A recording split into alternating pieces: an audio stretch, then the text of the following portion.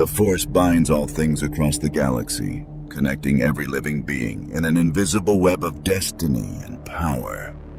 For millennia, it has guided civilizations, shaped empires, and determined the fate of countless worlds.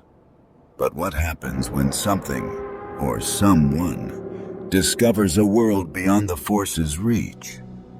A place where destiny holds no sway, where prophecy means nothing, and where an empire built on mystical tyranny could rule without opposition. The answer came in the form of a fracture, deep in the unknown regions, where hyperspace lanes twisted into chaos and stars flickered like dying embers. An Imperial reconnaissance vessel designated Shadow of Intent suffered catastrophic drive failure. The ship, a Gazanti-class cruiser returning from surveying potential outposts, collided with what scanners could only describe as spatial impossibility, a rent in the fabric of space itself, pulsing with energy that registered on no known Imperial sensor array. The impact tore the ship apart, escape pods scattered like seeds on solar winds. Most were lost to the void. But one object survived the catastrophe, an Imperial probe droid, designation Viper 7, tumbling through the dimensional tear before the fracture sealed behind it with a soundless scream of violated physics. For 3 days, the probe drifted in absolute darkness, not the darkness of space, but something deeper, something empty. When it finally emerged, its sensors awakened to impossibility. A blue and green world hung before it, unmarked on any Imperial star chart. Continents sprawled across ocean. Artificial lights dotted the night side in concentrated clusters. Primitive satellites orbited in chaotic patterns. Radio transmissions flooded the electromagnetic spectrum. Millions of voices speaking in unknown languages, broadcasting signals that suggested a pre-hyperspace civilization. Viper 7's programming activated. It began to scan. Population, 7 billion sentient beings, concentrated in urban centers. Technology level, industrial digital age. No evidence of repulsor technology or hyperspace capability. Military assets, chemical propulsion aircraft, kinetic projectile weapons, nuclear fission devices. Threat assessment, minimal. Then the probe conducted its most critical scan, the one that would change everything. Force sensitivity analysis, error, recalibrating. The droid ran the scan again and again, 37 times, each yielding the same impossible result. Force presence detected, 0.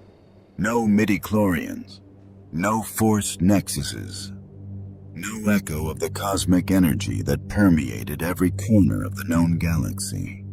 This world existed in a void, a place where the Force had never touched, where destiny had never written its invisible script.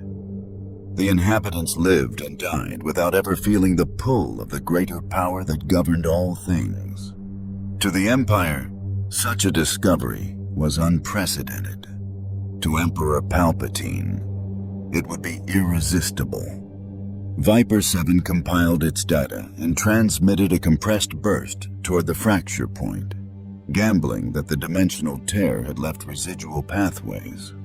The signal bounced through subspace, fragmented and weak, until it reached the nearest Imperial relay station 14 hours later.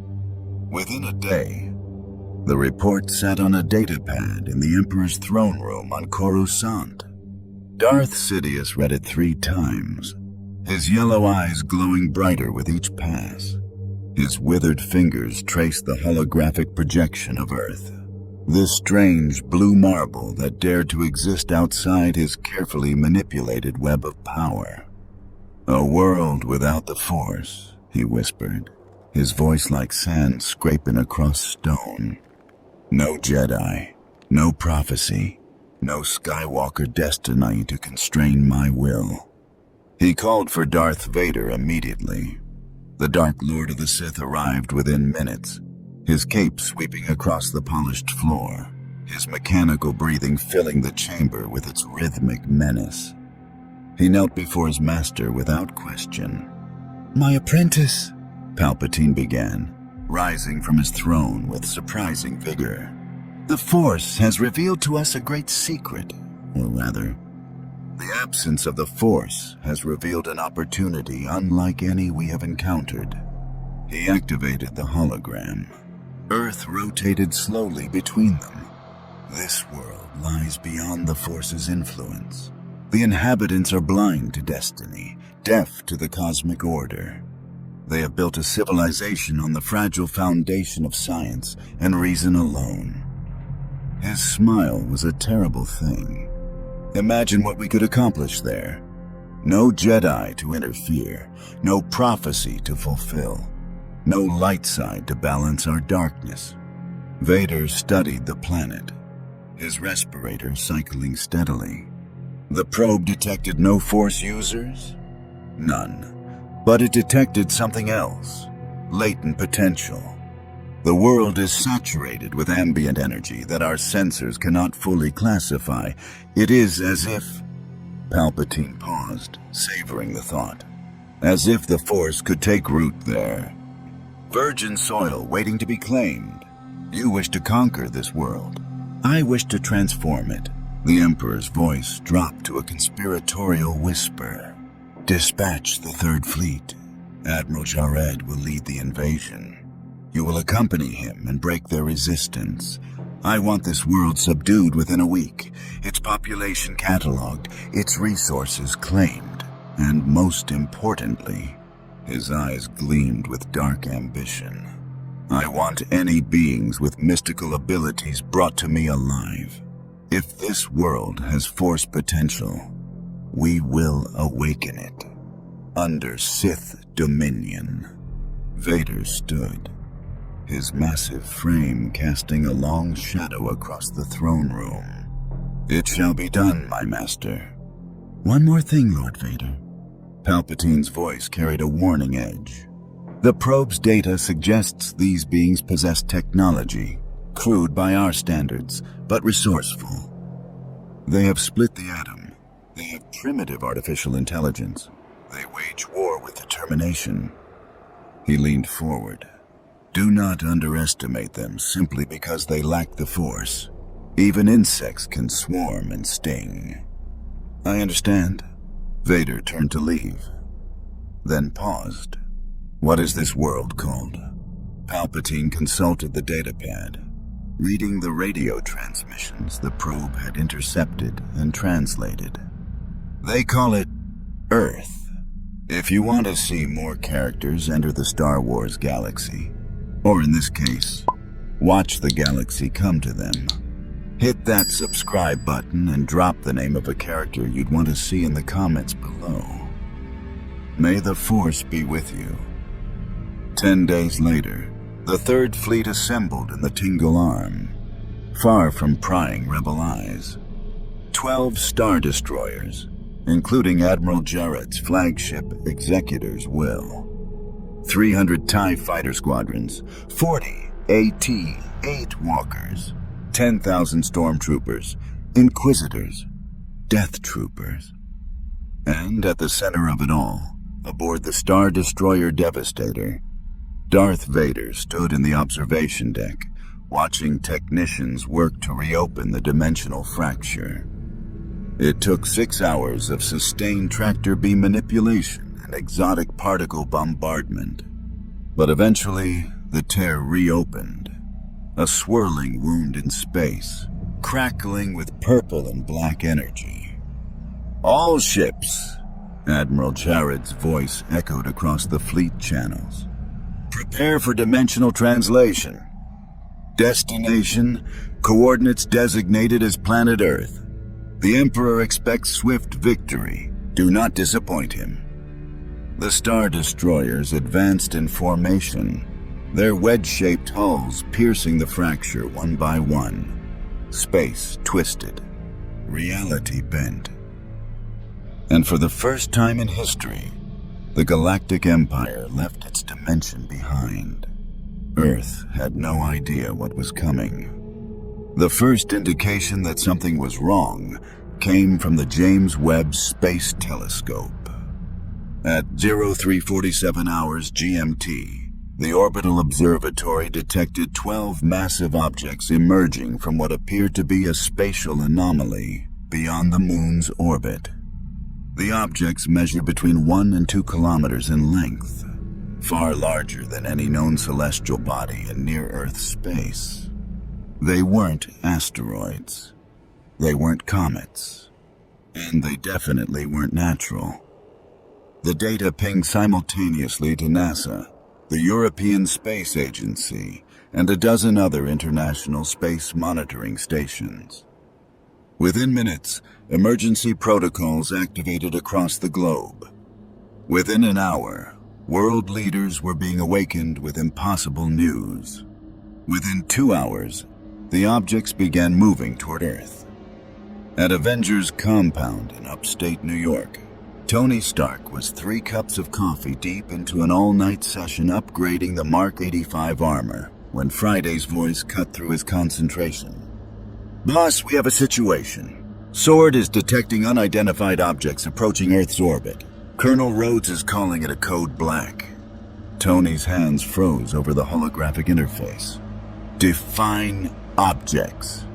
12 spacecraft, each approximately 1,600 meters in length. Triangular configuration. No match to any known terrestrial or previously encountered alien technology. Friday paused. "They're decelerating. ETA to high orbit, 47 minutes. Get everyone up, now!" Tony was already suiting up, the armor flowing over his body in a cascade of nanobots. "And get me aligned to Fury, Carol. And anyone else who might know what the hell is knocking on our door." Across the compound, alarms began to sound.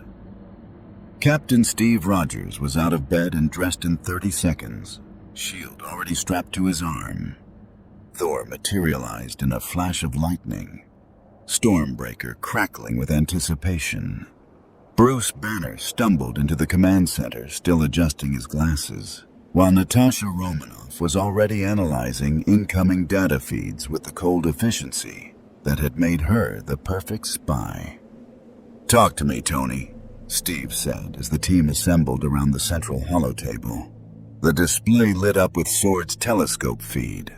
12 massive wedge-shaped vessels hung against the backdrop of stars, their surfaces bristling with weapons emplacements and sensor arrays. Running lights glowed along their hulls in precise geometric patterns. They looked nothing like Chitauri Leviathans or Kree warships. These were designed with cold, militaristic precision. "They're not answering hails," Rhodey's voice crackled over the comm from SWORD headquarters. "No radio response, no identifying signals. They're just sitting there, waiting." "Waiting for what?" Natasha asked. The answer came 30 seconds later. Without warning, every screen on Earth, television, computer, smartphone, digital billboard, flickered and died. For 3 heartbeats, the world held its breath. Then the screens reactivated, all displaying the same image. A figure stood in darkness, backlit by cold blue light. A black mask covered his face, a twisted fusion of technology and malevolence. His breathing was mechanical, rhythmic, inexorable. When he spoke, his voice resonated with absolute authority. "People of Earth, I am Lord Vader, Supreme Commander of the Imperial Fleet. Your world has been discovered by the Galactic Empire. You will surrender immediately and accept Imperial governance. Resistance will be met with overwhelming force. You have 1 hour to transmit your surrender. Comply, and your transition to Imperial rule will be peaceful. Resist. The figure's hand rose, fingers curling into a fist. And you will learn the cost of defying the Emperor's will. The transmission ended. Screens returned to normal programming, but the damage was done. Across 7 continents, panic erupted like wildfire. Well, Tony said into the stunned silence. That's new. Thor's eyes crackled with lightning. This empire speaks with the arrogance of conquerors. They will find Earth less accommodating than they expect. Friday. What's our asset status? Steve was already in combat mode, thinking 3 steps ahead. Sam and Bucky are en route from Washington. Wanda and Vision are in Edinburgh, 12 hours out. Dr. Strange is in Kathmandu, attempting to contact us now. Black Panther reports Wakanda is activating its shields and deploying border defenses. And Carol? Tony asked. No response. She's off-world. Of course she is. Tony pulled up tactical displays. Okay, we've got an hour before these guys expect an answer. Rhodey, what's the military doing? Going full DEFCON 1. Every base is scrambling fighters. NATO is coordinating a response. China, Russia, everyone's putting aside differences for this. But Tony... Rhodey's voice carried a grim weight. Our weapons are designed to fight each other. These things? We have no idea what we're dealing with. A new voice joined the channel. Wong, speaking rapidly from the New York sanctum. I've consulted the ancient texts. These vessels, this empire, there's no record of them in any dimensional archive. They're not from our universe. The energy signature suggests a breach in the multiverse barrier. Fantastic, Tony muttered. Interdimensional fascists. Just what we needed. The hour ticked down. Governments scrambled. The United Nations convened an emergency session that devolved into chaos within minutes. Some nations arguing for negotiation, others for immediate military response. The Avengers monitored it all from their compound, watching humanity's fractured leadership fail to unite, even in the face of existential threat. With 15 minutes remaining, Steve made the call. We're not surrendering, not to them, not to anyone. Agreed, Thor rumbled. Tony nodded slowly. Then we'd better get ready. Friday, prep every suit I have. Thor, can you get word to New Asgard? Natasha, coordinate with global defense networks. Bruce, I'll get angry when we need me to get angry, Banner said quietly. The final minute counted down in silence. When the hour expired, nothing happened for 10 seconds. Then, with terrible precision, the Star Destroyers moved. They descended from high orbit in perfect formation, their massive hulls cutting through Earth's atmosphere like knives through silk. Friction should have incinerated them. Instead, deflector shields glowed blue-white as they absorbed the heat. They spread across the globe with calculated strategy. 2 over North America, 2 over Europe, 2 over Asia, the rest positioning themselves over major population centers from South America to Africa to Australia. The largest, the Executor's Will, positioned itself directly over New York City, its shadow falling across Manhattan like an eclipse. And then, the invasion began. Launch bays opened along the Star Destroyer's flanks. Hundreds of objects poured out, small, agile craft, with spherical cockpits and angular wings.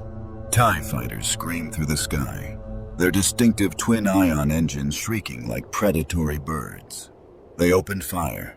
Green laser bolts rained down on military installations. F-22 Raptors scrambled to intercept and were torn apart within seconds. The TIE fighters moved with impossible speed and precision, their targeting systems far beyond anything Earth had encountered. Ground batteries fired surface-to-air missiles that detonated harmlessly against the fighters' shields or were evaded with contemptuous ease. In New York, Tony Stark launched into the sky, repulsors blazing. "Avengers," he said, his voice steady despite the chaos erupting around him. "Let's see what these guys are made of." Tony Stark had fought aliens before. Chitauri hordes pouring through a wormhole over New York. Thanos' army descending on a ruined battlefield. He'd stared down gods, monsters, and madmen armed with infinity stones. But as he rocketed toward the descending Star Destroyer, something felt different. The TIE fighters that broke formation to intercept him moved with unnatural coordination. Not like individual pilots, but like a single predatory organism. Their twin ion engines screamed as they executed maneuvers that should have torn the crafts apart, pulling G-forces that would have killed any human pilot. Friday analysis? Scanning. Energy signatures are exotic, not matching any known propulsion system. Weapons appear to be particle-based, highly focused. Shields are boss. Their shields are operating on principles I can't identify. It's not vibranium-based or arc reactor technology. It's something else entirely. Tony fired repulsor blasts at the nearest TIE fighter. The bolts struck its shields and dissipated like raindrops against glass. The fighter returned fire, a pair of green laser bolts that Tony barely dodged, feeling the heat wash over his armor even through the deflection. Okay, they hit hard. Good to know. He tried missiles. The TIE fighter rolled, evading 3 of 4 projectiles with contemptuous ease. The 4th detonated against its shields, and the craft didn't even slow down. Below, the streets of Manhattan erupted into chaos. People ran screaming as TIE fighters strafed buildings, green bolts punching through concrete and steel like tissue paper. Police opened fire with small arms that might as well have been throwing pebbles. Then the real nightmare began. From the Star Destroyer's ventral hangar, massive objects descended on repulsor platforms. When they touched down in Times Square, the ground trembled. 4-legged mechanical walkers, each standing 20 meters tall, their armored heads bristling with weapon emplacements. AT-ATs, all-terrain armored transports, designed to inspire terror and crush resistance. The lead walker's head swiveled, targeting a National Guard position. Its heavy laser cannons fired, and the entire city block exploded in a fireball. "We need heavy hitters," Tony shouted into the comm. "Thor, Hulk, where are you?" "Engaging!" Thor's voice boomed. A bolt of lightning struck from the heavens, and the god of thunder descended into the fray, stormbreakers singing through the air. He hurled the enchanted axe at a TIE fighter, and it connected. The craft exploded in a brilliant fireball, debris raining across Fifth Avenue. "Ha! These metal birds bleed like any..." 3 more TIE fighters converged on his position, firing in perfect synchronization. Thor raised Stormbreaker, lightning crackling around him in a defensive sphere. The laser bolts struck his lightning shield and, impossibly, punched through. Thor grunted as one bolt grazed his shoulder, burning through Asgardian armor that had withstood Thanos' blade.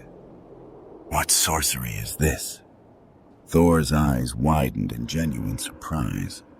From street level, Steve Rogers sprinted toward an AT-AT, shield raised. The walker's head tracked him with mechanical precision. Before it could fire, a roar split the air. The Hulk landed between them with earth-shattering force, his green fists already swinging. The Hulk punched the AT-AT's leg with enough force to level a building. The armor buckled, but didn't break. The walker staggered but remained upright, its systems compensating for the impact. "Hulk smash!" Banner's alter ego roared. striking again and again. Each blow created dents, stress fractures, but the walker held. From within the AT-ATs troop compartment, a hatch opened. White-armored soldiers rappelled down with military precision, stormtroopers, their armor gleaming under the smoke-filled sky. They hit the ground and immediately opened fire with blaster rifles. Red energy bolts screamed toward the Hulk. He roared and charged, and then something impossible happened. The stormtroopers didn't miss. Every shot found its mark. Red bolts slammed into the Hulk's chest, arms, face. Each impact exploded with concussive force, staggering the green giant. His roar turned from fury to confusion. These weapons hurt in ways bullets never had, burning, penetrating, disrupting his cellular structure with exotic energy. "Boss?" Friday's voice carried a new urgency. "I'm detecting a pattern. The Empire's weapons. They're more effective here than they should be. Their energy signatures are amplifying in Earth's atmosphere. And there's something else. Ionic interference. My systems are experiencing cascade failures I can't compensate for." "What are you saying?" "I'm saying the Empire is stronger on Earth than in their home dimension, and we're weaker."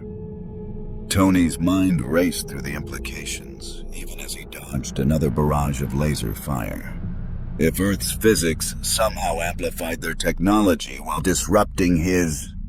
"Friday! Reroute all power to shields and thrusters! We need to..." A new sound cut through the chaos, deeper, more resonant than the TIE fighter's scream. Tony looked up and saw it. A Lambda-class shuttle descending from the Star Destroyer, flanked by an honor guard of TIE interceptors and TIE advanced fighters. The shuttle was black, its wings swept back like a bird of prey. It landed in the center of Times Square, its boarding ramp lowering with hydraulic precision, and Darth Vader emerged. The Dark Lord of the Sith stepped onto Earth's soil for the first time, his cape billowing in the smoke-choked wind. His red lightsaber ignited with a snap hiss, bathing the area in crimson light. Behind him, Death Troopers in black armor and Inquisitors in dark robes fanned out with predatory efficiency. Thor felt it first, a pressure against his mind, like invisible hands probing his thoughts. He shook his head, lightning crackling defensively around his temples. Vader's mask turned toward him, and when the Dark Lord spoke, his voice carried across the battlefield with unnatural clarity. "You are strong. I sense great power within you." Vader's hand rose, and Thor felt something seize him, not physically, but deeper. A force, amplified by Earth's virgin mystical field, wrapped around the Asgardian like chains. "But you do not understand true power." Thor tried to raise Stormbreaker. His arm wouldn't move. "That's impossible," he growled, straining against the invisible grip. "I am the god of thunder. I have faced Thanos. I will not..." Vader clenched his fist, and Thor gasped as the force constricted around him like a vice. His ribs creaked under pressure that shouldn't exist, pressure that bypassed his godly durability to attack something more fundamental. "Your titles mean nothing here." Vader began walking forward, each step measured and terrible. "You will kneel, or you will break." Steve Rogers charged, shield raised. "Let him go!" Vader didn't even look at him. His other hand flicked dismissively, and Steve flew backward as if struck by an invisible battering ram, slamming into an overturned taxi 30 feet away. Tony fired everything he had. Repulsors, missiles, focused energy beams. Vader's lightsaber moved in an elegant blur, deflecting every shot with impossible precision. The Death Troopers opened fire, their heavy blasters hammering Tony's shields. Friday screamed warnings as system after system failed under the ionic bombardment. The Hulk roared and leaped at Vader, fists raised to pulverize the dark figure. Vader thrust both hands forward, and the Hulk stopped midair, suspended by the Force. The Green Giant struggled, muscles straining, but he might as well have been caught in hardening concrete. You possess strength without discipline, rage without purpose. Vader's respirator cycled steadily.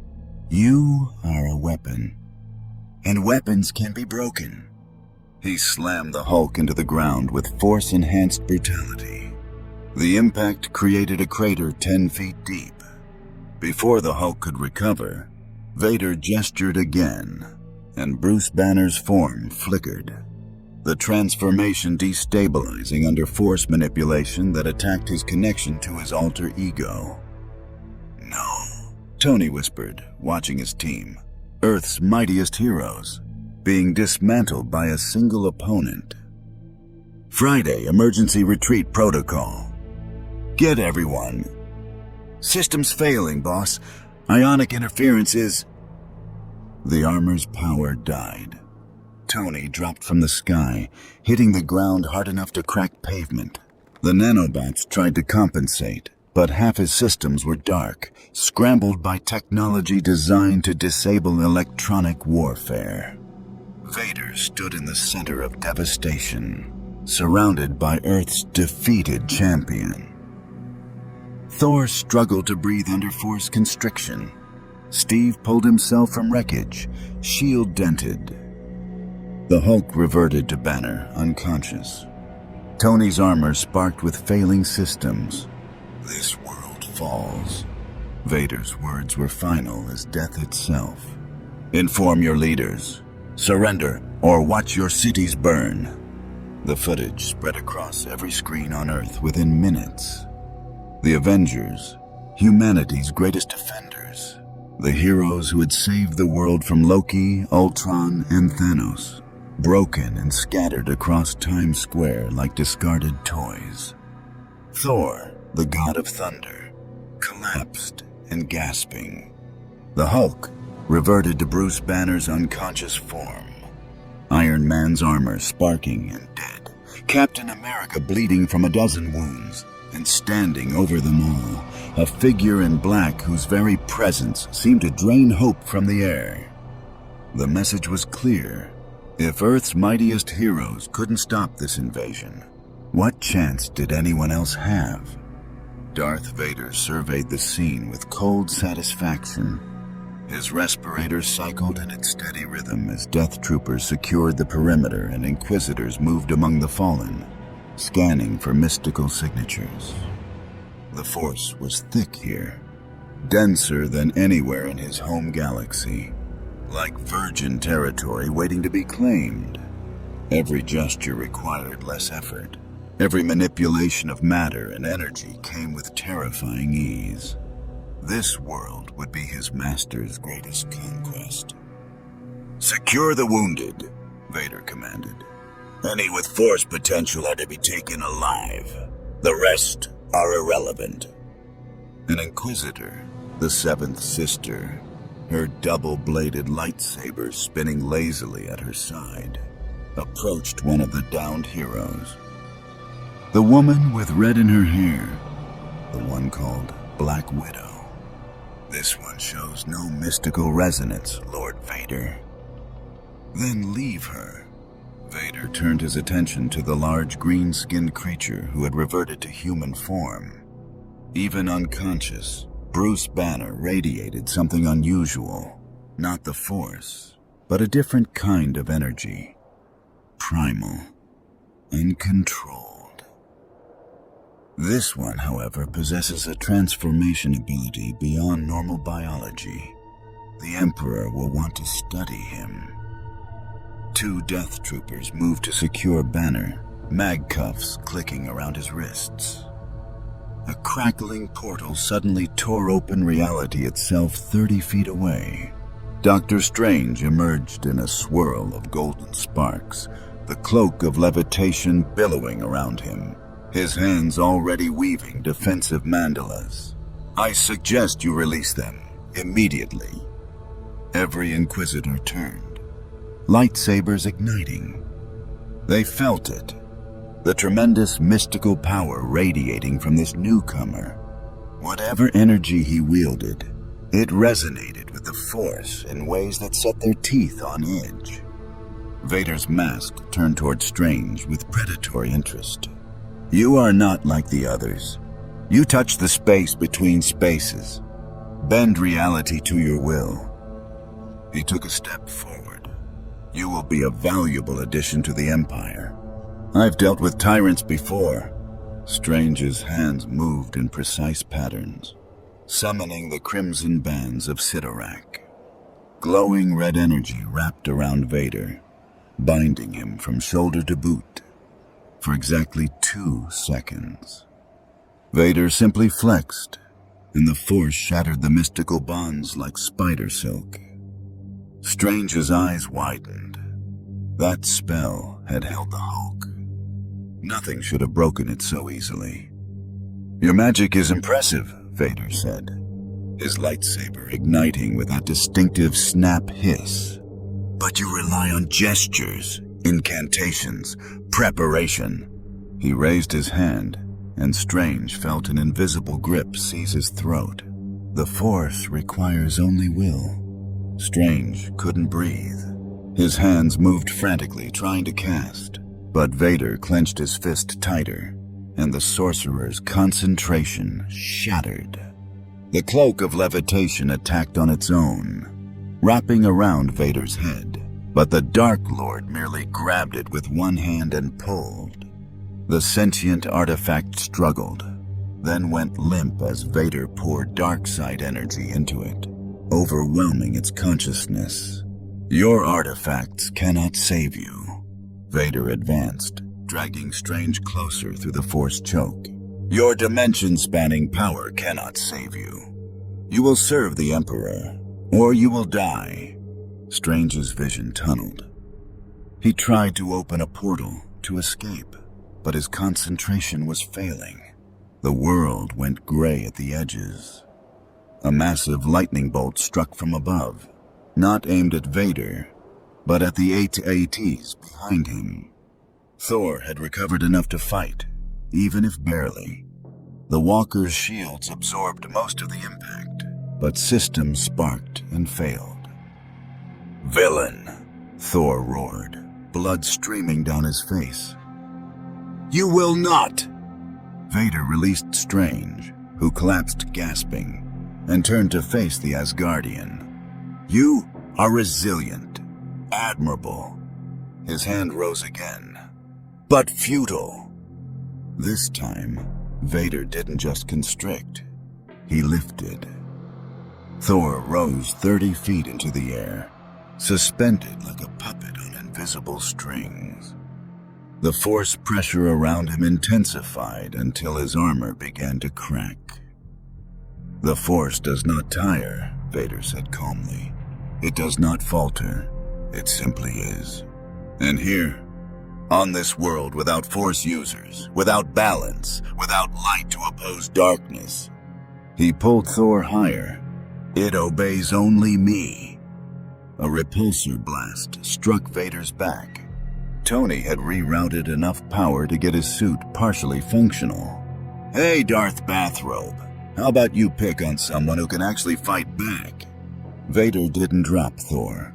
Instead, with his free hand, he gestured, and Tony's armor seized up completely. Every system locked. Every servo froze. The nanobots themselves stopped responding, trapped in electromagnetic stasis that Tony's most advanced shielding couldn't prevent. "Your technology is your weakness," Vader observed. "Dependent on electronics, vulnerable to ion disruption. In your home dimension, perhaps you could compensate. Here, He clenched both fists simultaneously. Thor cried out as force pressure threatened to crush his lungs. Tony grunted as his armor compressed around him like a metal coffin.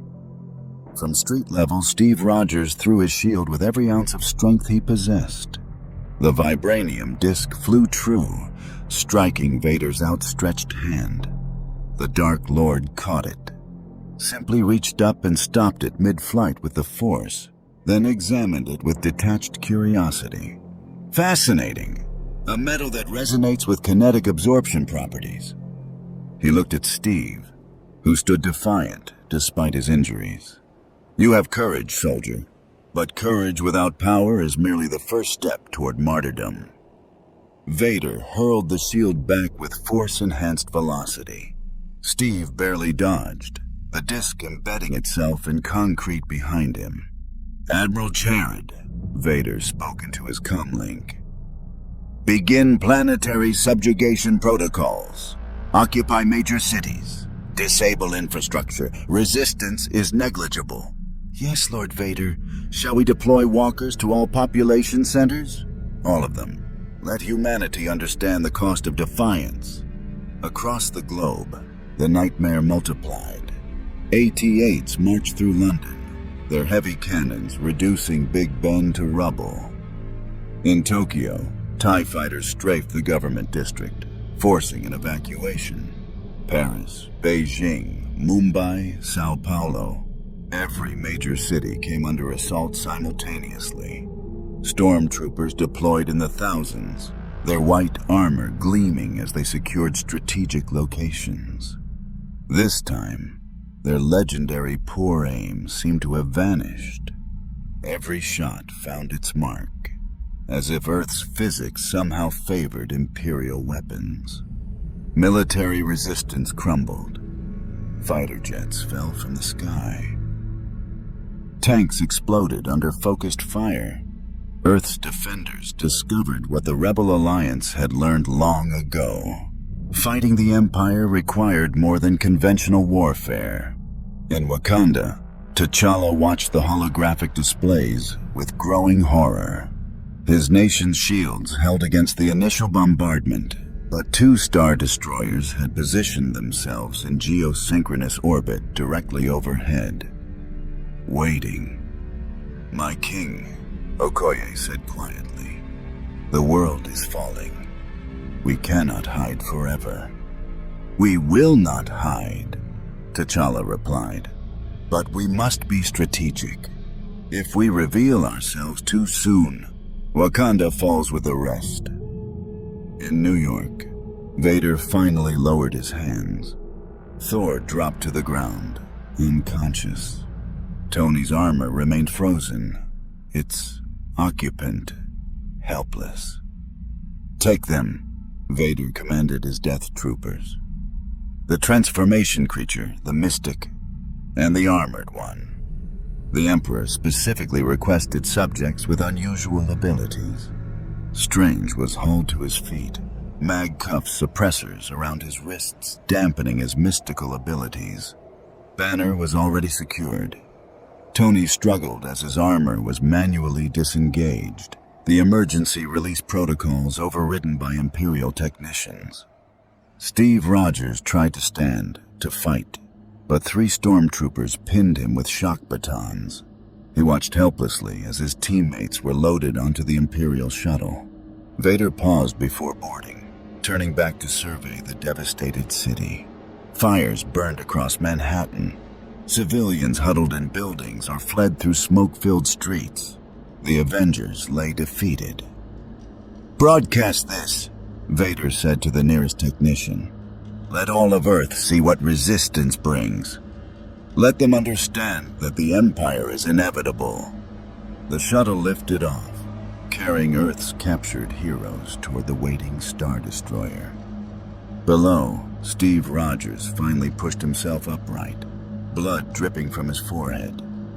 His shield lay 20 feet away. His team was gone. The city was burning.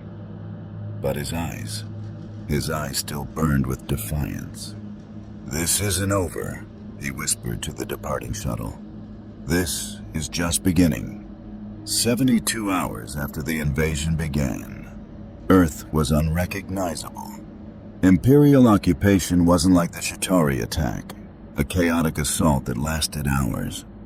This was methodical, calculated, overwhelming.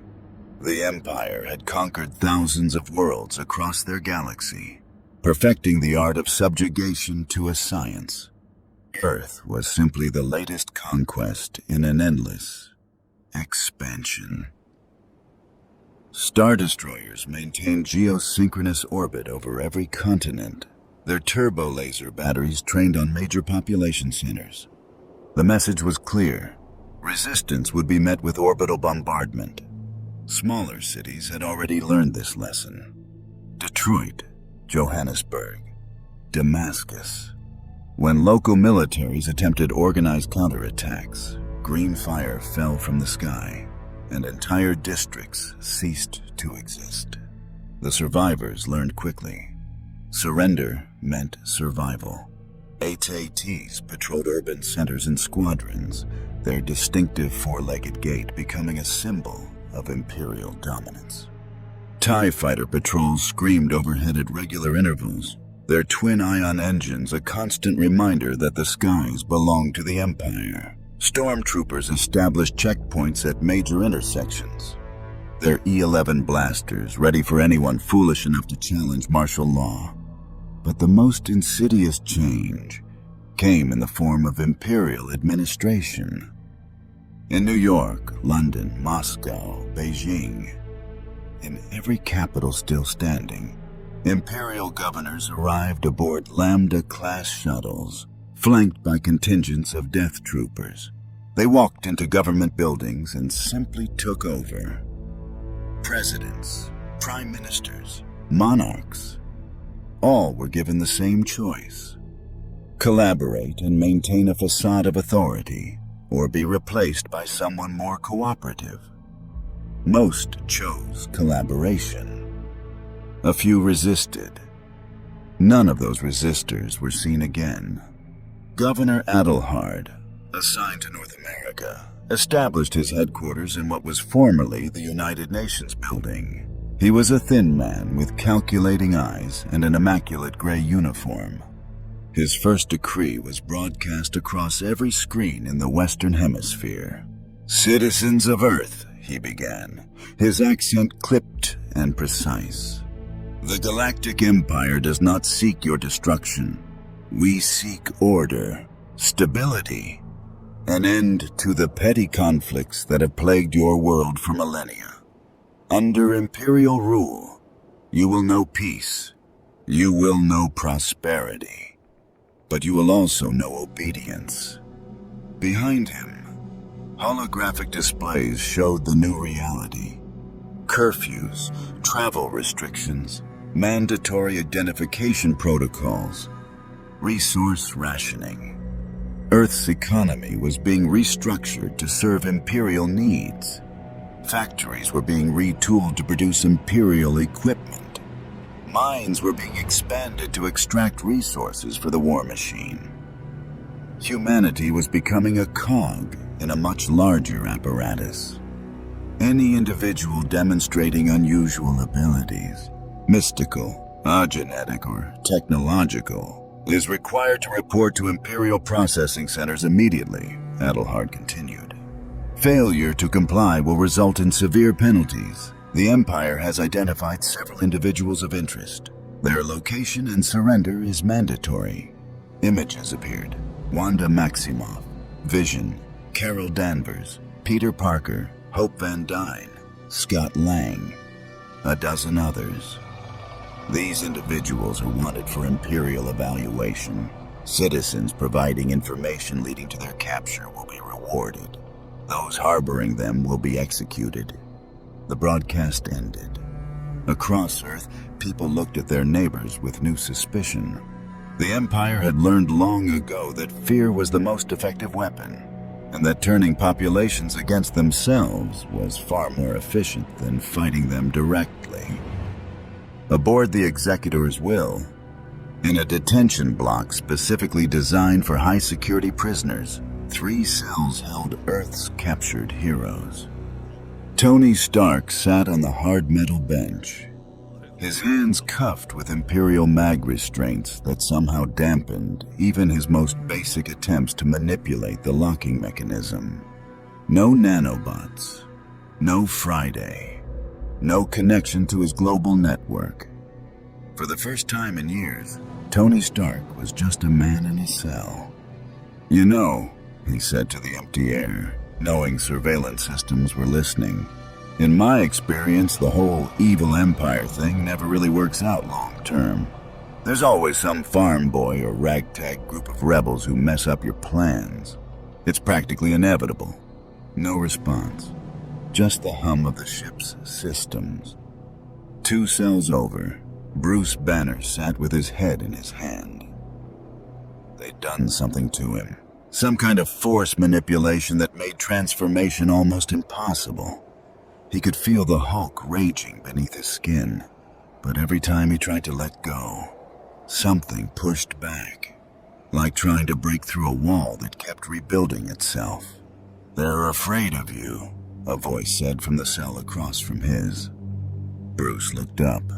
Dr. Strange sat cross-legged in meditation, his hands still bound in suppressor cuffs. Despite their situation, the sorcerer seemed almost calm. "They should be," Bruce muttered. "When I get out of here." "If we get out," Strange corrected gently. "I've been probing the mystical defenses of this vessel. They're extensive. This force they wield, it's not magic as I understand it, but it's similar. A fundamental energy that permeates their reality. And here, on Earth, it's stronger than in their home dimension. Why? Because Earth has never had force users. The energy is virgin territory, unclaimed, unbalanced. Vader and his Emperor can manipulate it without opposition." Strange's expression darkened. "We're at a severe disadvantage." The cell doors hissed open simultaneously. Inquisitors entered 3 of them, their lightsabers hanging from their belts, their presence radiating menace. "You 3 are wanted," the 7th sister said, her smile sharp as broken glass. "The Emperor wishes to evaluate your potential personally." They were escorted through the Star Destroyer's corridors at blaster point. Tony cataloged everything: the technology, the ship's layout, guard patterns. Somewhere in this floating city were weaknesses. There had to be. The throne room, because of course there was a throne room, occupied an entire deck of the vessel. It was cavernous, lit by cold blue light, every surface polished to a mirror sheen. And at the far end, flanked by crimson-robed Imperial guards, sat Emperor Palpatine himself. The old man looked ancient, withered, his yellow eyes gleaming with malevolent intelligence. But the power that radiated from him was suffocating, a weight that pressed down on the soul itself. "Welcome," Palpatine rasped, his voice like sand on stone. "I have been most eager to meet Earth's champions. So much potential, so much possibility." He rose from his throne with surprising vigor, descending the steps to circle his captives like a predator examining prey. "You," he pointed at Strange, "touch the spaces between realities, bend dimensions to your will. In my galaxy, such power would mark you as a great Jedi or a greater Sith." Strange said nothing, but his jaw tightened. "And you," Palpatine turned to Bruce, "possess a transformation that defies biological law. Rage given physical form. Raw, unfocused power." His smile widened. "The dark side thrives on such emotions." "I'm not interested in your sales pitch," Bruce said flatly. "You will be." Palpatine's gaze finally settled on Tony. "And you, the genius in the iron suit, You build weapons, technology that borders on the miraculous. Tell me, Anthony Stark, how do you reconcile your intellect with your sentiment? How do you build instruments of death while claiming to be a hero? Practice, Tony shot back. Also, a healthy sense of irony. You should try it sometime. Palpatine chuckled, a dry, papery sound. Spirit, I appreciate that. You remind me of another. A young man who thought he could defy the dark. He became my greatest servant. The Emperor gestured, and a holographic display activated, showing Earth. Real-time feeds from occupied cities. AT-ATs on patrol. Civilians lining up at checkpoints. The planet slowly being absorbed into Imperial control. Your world falls not through destruction, but through order. In time, humanity will accept Imperial rule as inevitable, natural. They will forget they were ever free. Palpatine's eyes gleamed. But you three, you are special. You possess abilities that could serve the Empire greatly. Or you could die here, forgotten, while your world is reshaped in my image. Join you. Strange's voice was ice. I've seen evil across 1,000 dimensions. You're not even original. Defiance.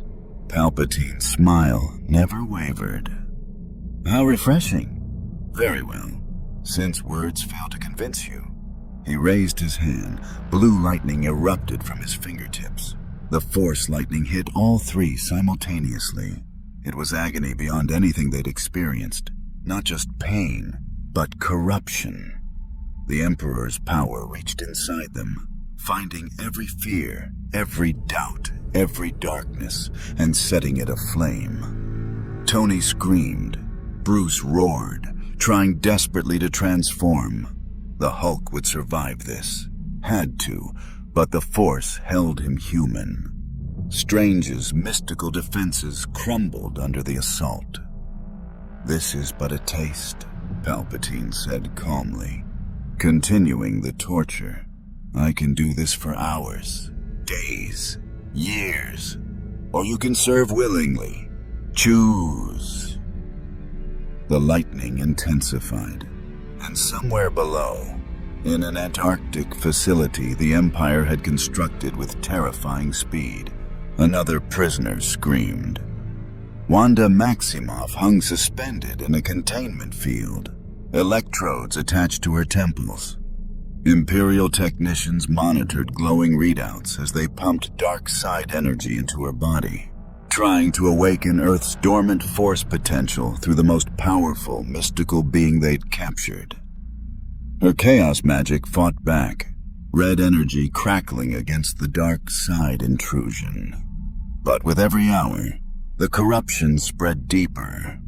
The Emperor's plan was already in motion. Steve Rogers crouched in the ruins of what used to be a subway maintenance tunnel beneath Manhattan, surrounded by 24 men and women who still believed resistance was possible.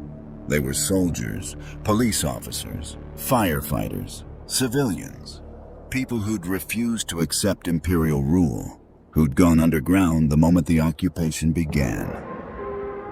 The checkpoints rotate every 6 hours, Sam Wilson said, projecting a hologram from a salvaged Stark tablet. Stormtrooper patrols follow predictable patterns. They're disciplined but inflexible. If we hit them during shift changes, we get ourselves killed, interrupted a grizzled army colonel named Rhodes. Not Rhodey, but Marcus Rhodes, who'd escaped when his National Guard unit was decimated. Cap, I respect what you're trying to do, but we're using bullets against energy shields. We're mice fighting tigers. Then we be smart mice, Steve replied. We learn their weaknesses. We strike where they're vulnerable. We save who we can save. While our people are taken away every day, a woman named Chen spoke up, her NYPD uniform still scorched from fighting TIE fighters. My partner reported to one of those processing centers yesterday because they threatened his family. I haven't heard from him since. Steve's jaw tightened. The processing centers were nightmares. Anyone with even a hint of unusual ability was being tested, cataloged, imprisoned. The Empire was systematically identifying and removing anyone who might pose a threat. "We're not strong enough yet," Sam said quietly. "Not without Tony, Bruce, Thor. Not without... Then we get stronger." Steve stood, his presence commanding attention even in a darkened tunnel. This is what the rebellion did in their galaxy. Started small, hit supply lines, rescued prisoners, inspired others. We do the same. "The rebellion had Jedi," someone muttered. "We have each other." Steve's voice carried absolute conviction. "And that's going to have to be enough." Across the Atlantic, in a cave system beneath the Scottish Highlands, another group gathered around a makeshift command center. "Wakanda's shields are holding," Shuri reported via encrypted hologram, her image flickering with interference. "But 2 Star Destroyers maintain position overhead. They're waiting for us to reveal our full capabilities before committing to an assault." "Then we don't give them the satisfaction," T'Challa replied from his throne room in Wakanda. "How long until you can adapt our technology to counter their ion weapons?" "Brother, I'm brilliant, not miraculous. Their technology operates on principles I've never encountered. It will take time. I'm the one resource Earth didn't have." In Edinburgh, Wanda's apartment had been raided by Inquisitors within hours of the invasion. Vision had fought them and discovered that lightsabers could cut through even vibranium-enhanced synthetic tissue. He'd escaped with severe damage, now hiding in a Stark Industries safe house while his self-repair systems worked overtime. "Friday?" Vision's voice was weak. Systems running at 30% capacity. "Still here, Vision." The AI responded through emergency backup systems Tony had installed throughout the building. "But my connection to the global network is compromised. The Empire's ion interference is affecting all electronic communications." "Where is Wanda?" Silence. The kind that spoke of terrible truths. "Friday." "Where's Wanda?"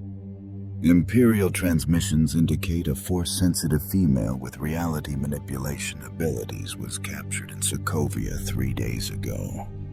She was transported to an Imperial research facility.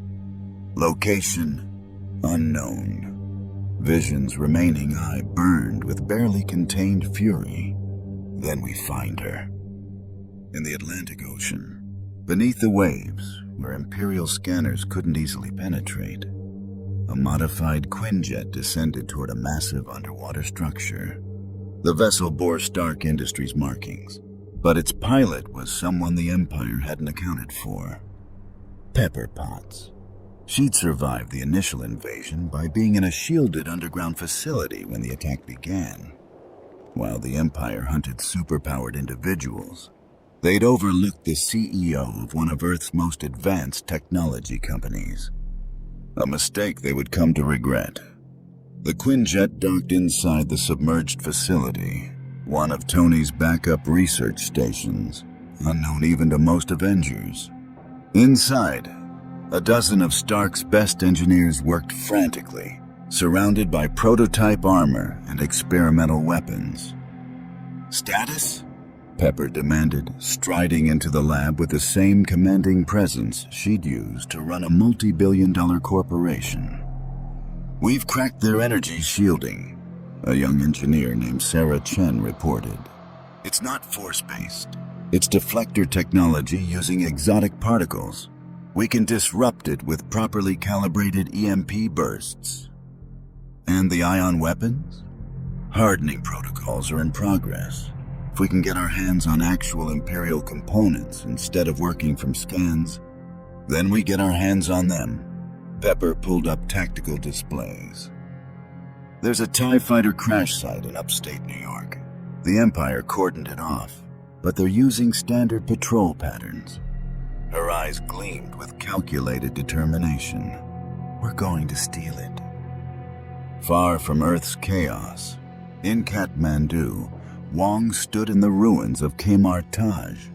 The Inquisitors had found them within days, drawn to the mystical nexus like moths to flame.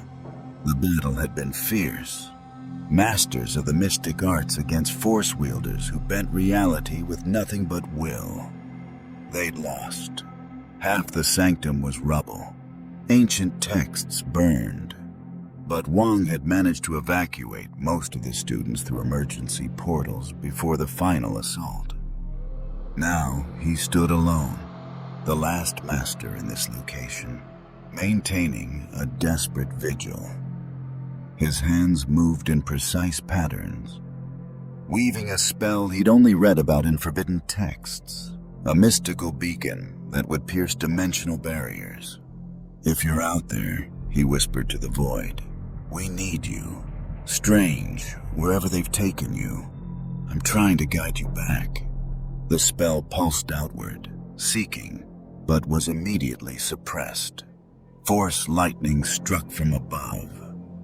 An Inquisitor descended, lightsaber igniting. "Still here, old man? Your friend cannot help you. The Emperor has claimed him." Wong smiled grimly, golden mandalas forming around his fists. "Then I'll die buying time for those who can." The battle was brief and brutal. Wong fell, but not before collapsing the mountainside on his attacker. Both disappeared beneath tons of stone, but the beacon had been sent. In Antarctica, in the Imperial research facility, Dr. Strange felt it, a distant pulse of familiar magic. His eyes snapped open in the containment cell. They'd stopped the torture hours ago, leaving him to contemplate the Emperor's offer in isolation.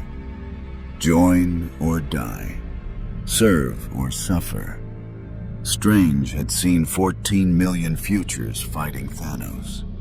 He'd sacrificed everything to save his world. But this was different. The Empire wasn't trying to destroy Earth. They were trying to own it, to corrupt it, to awaken the Force through darkness and bind the planet to Palpatine's will. And Wanda, he could feel her somewhere in this facility, her chaos magic screaming against dark side intrusion, fighting corruption with every fiber of her being. "Wong," Strange whispered to the empty cell. "I heard you."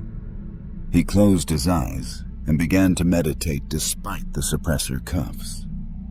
They dampened his power, but they couldn't eliminate it entirely. He'd spent years learning to manipulate reality with nothing but will and discipline.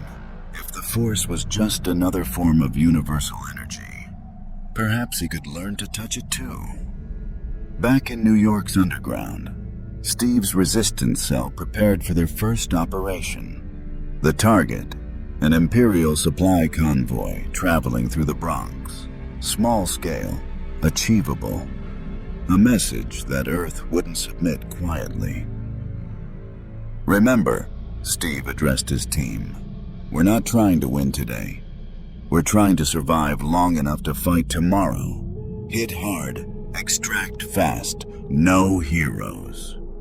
Sam checked his remaining Falcon gear, damaged but functional. "You realize the irony of Captain America telling people not to be heroes, right?" Steve allowed himself a small smile. "I've learned a few things over the years." His expression hardened. "Move out." They emerged from the tunnels into a city, transformed. Imperial banners hung from buildings. Probe droids floated through streets. Stormtroopers marched in formation, their white armor reflecting the setting sun. And somewhere above, in the Star Destroyer's detention block, Tony Stark finally managed to jury-rig a communication device from the components in his mag cuffs. "Friday?" he whispered. "Please tell me you're still out there."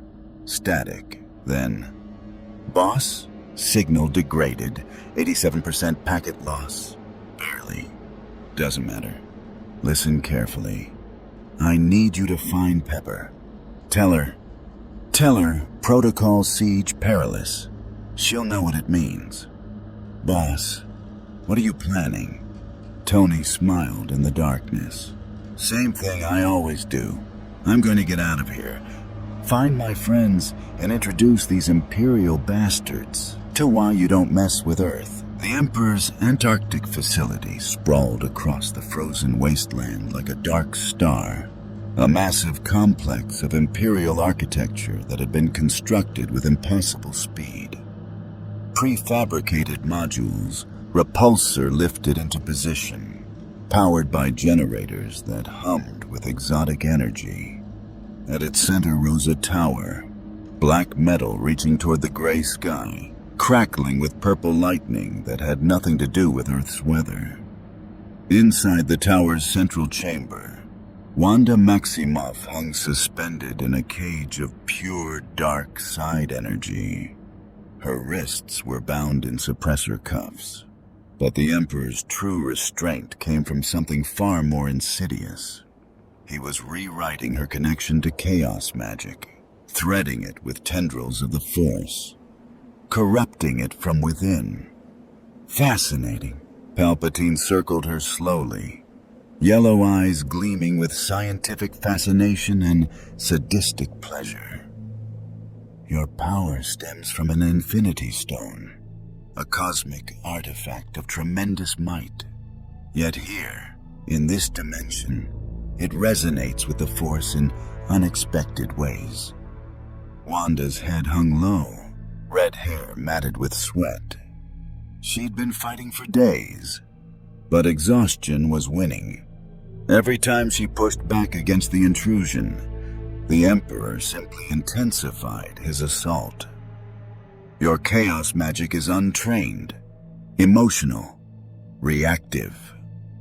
Palpatine's withered hand traced patterns in the air, and Wanda gasped as dark energy pulsed through her nervous system.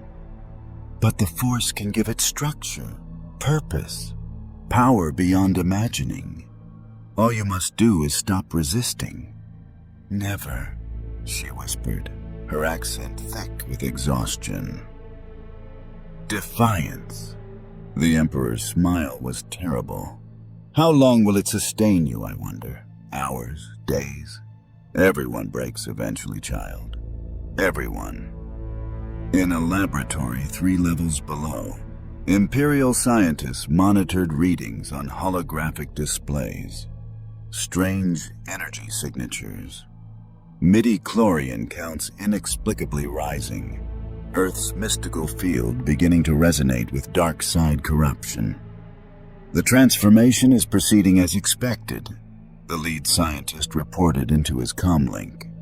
Subject 01 is serving as an effective catalyst. Estimated time until planetary awakening, 72 hours.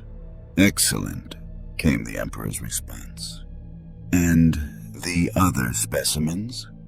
The transformation creature resists biological manipulation. The mystic has entered deep meditation. We cannot break his concentration. The armored one continues attempting to disable his restraints. Let Stark try. His ingenuity amuses me. Palpatine's voice carried dark mirth. But the girl, increase the intensity. I want her broken before the ritual reaches its apex. The scientists obeyed. Below Wanda's cage, generators roared to life, pumping more dark side energy into the containment field. Wanda screamed, and across the globe, every person with even a hint of mystical sensitivity felt it. A wrongness spreading through the world's spiritual fabric like poison in water. In New York's underground, Steve Rogers felt it, not as mysticism, but as a soldier's instinct that something terrible was happening. He stood in the ruins of a successful raid, surrounded by his team and the supplies they'd stolen from an Imperial convoy. 3 crates of weapons, medical supplies, ration packs. It was victory measured in inches. We got lucky, Sam said, inspecting an E-11 blaster rifle. They didn't expect guerrilla tactics. Next time they'll be ready. Then we adapt. Steve opened one of the crates, revealing stormtrooper armor. We learn their equipment, their protocols. We turn their own weapons against them. Cap, that's great and all, but we've got maybe 50 fighters across the entire city. Chen gestured at the tactical display. The Empire has thousands of troops, hundreds of walkers, air superiority, and orbital bombardment capability. Even if we pull off a dozen raids, then we pull off 100. Steve's voice carried steel. We contact other resistance cells. Coordinate. The Empire controls the surface, but they can't control everything. Not if we're smart. A runner burst into the tunnel, breathing hard. Captain, we've got incoming! Someone triggered the perimeter sensors! Weapons raised. Everyone took defensive positions. Steve gripped his shield, ready for stormtroopers. Instead, a glowing portal tore open reality itself. Wong's apprentice stumbled through, bleeding from a dozen wounds.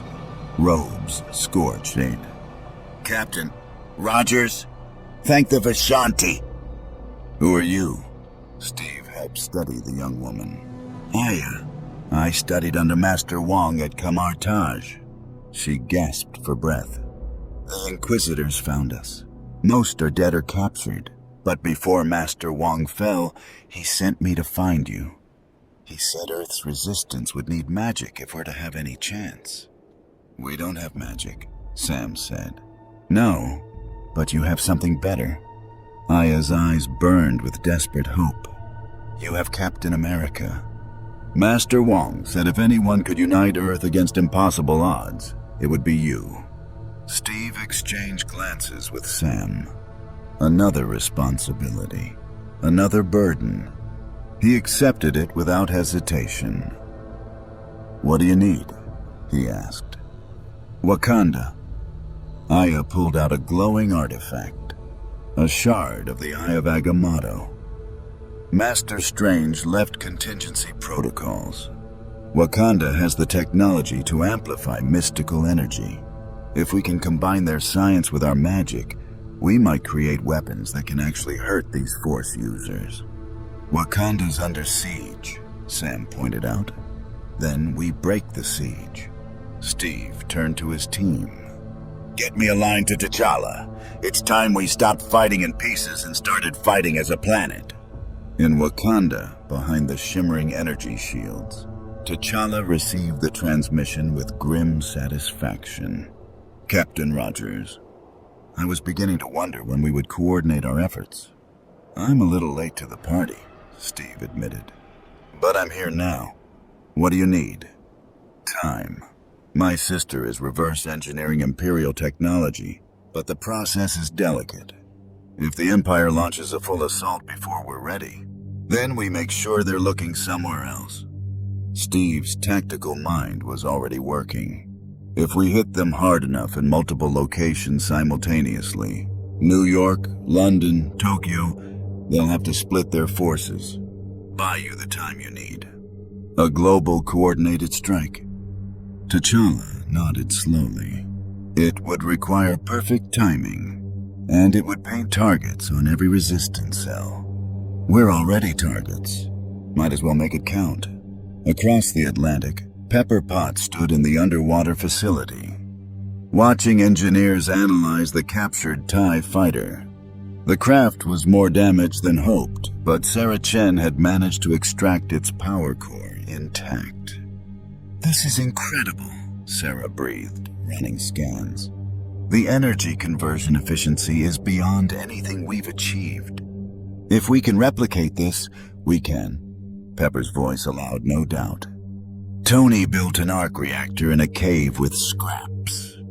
We have his entire research database in a fully equipped lab. We will crack this technology. And then, Pepper's smile was sharp as broken glass. Then we build armor that can take a hit from their weapons. Ships that can match their fighters. weapons that can punch through their shields. She pulled up a holographic schematic. Tony's notes on something called the Godbuster armor, never completed. And then we go get my husband back. On the Star Destroyer Executor's will, Tony finally succeeded in bypassing his mag cuffs' locking mechanism. The moment the restraints released, he flexed his wrists and grinned in the darkness. Still got it. Alarms didn't sound. He'd been careful, using techniques Black Widow had taught him years ago. The surveillance systems were sophisticated, but they were designed to watch for Force users and mystical threats, not for genius billionaires with too much time on their hands. Tony pressed his hand against the cell wall, feeling the vibrations. Ship's T-systems hummed at specific frequencies. He'd been counting, calculating, mapping the Star Destroyer's rhythms for 3 days. Now he knew where the power conduits ran, where the shield generators were located, where prisoners were held, where Wanda was being tortured. Friday, he whispered into the jury-rigged communicator. I'm going dark for a while. If I don't report in 12 hours, execute Protocol Prometheus. Boss, that protocol involves...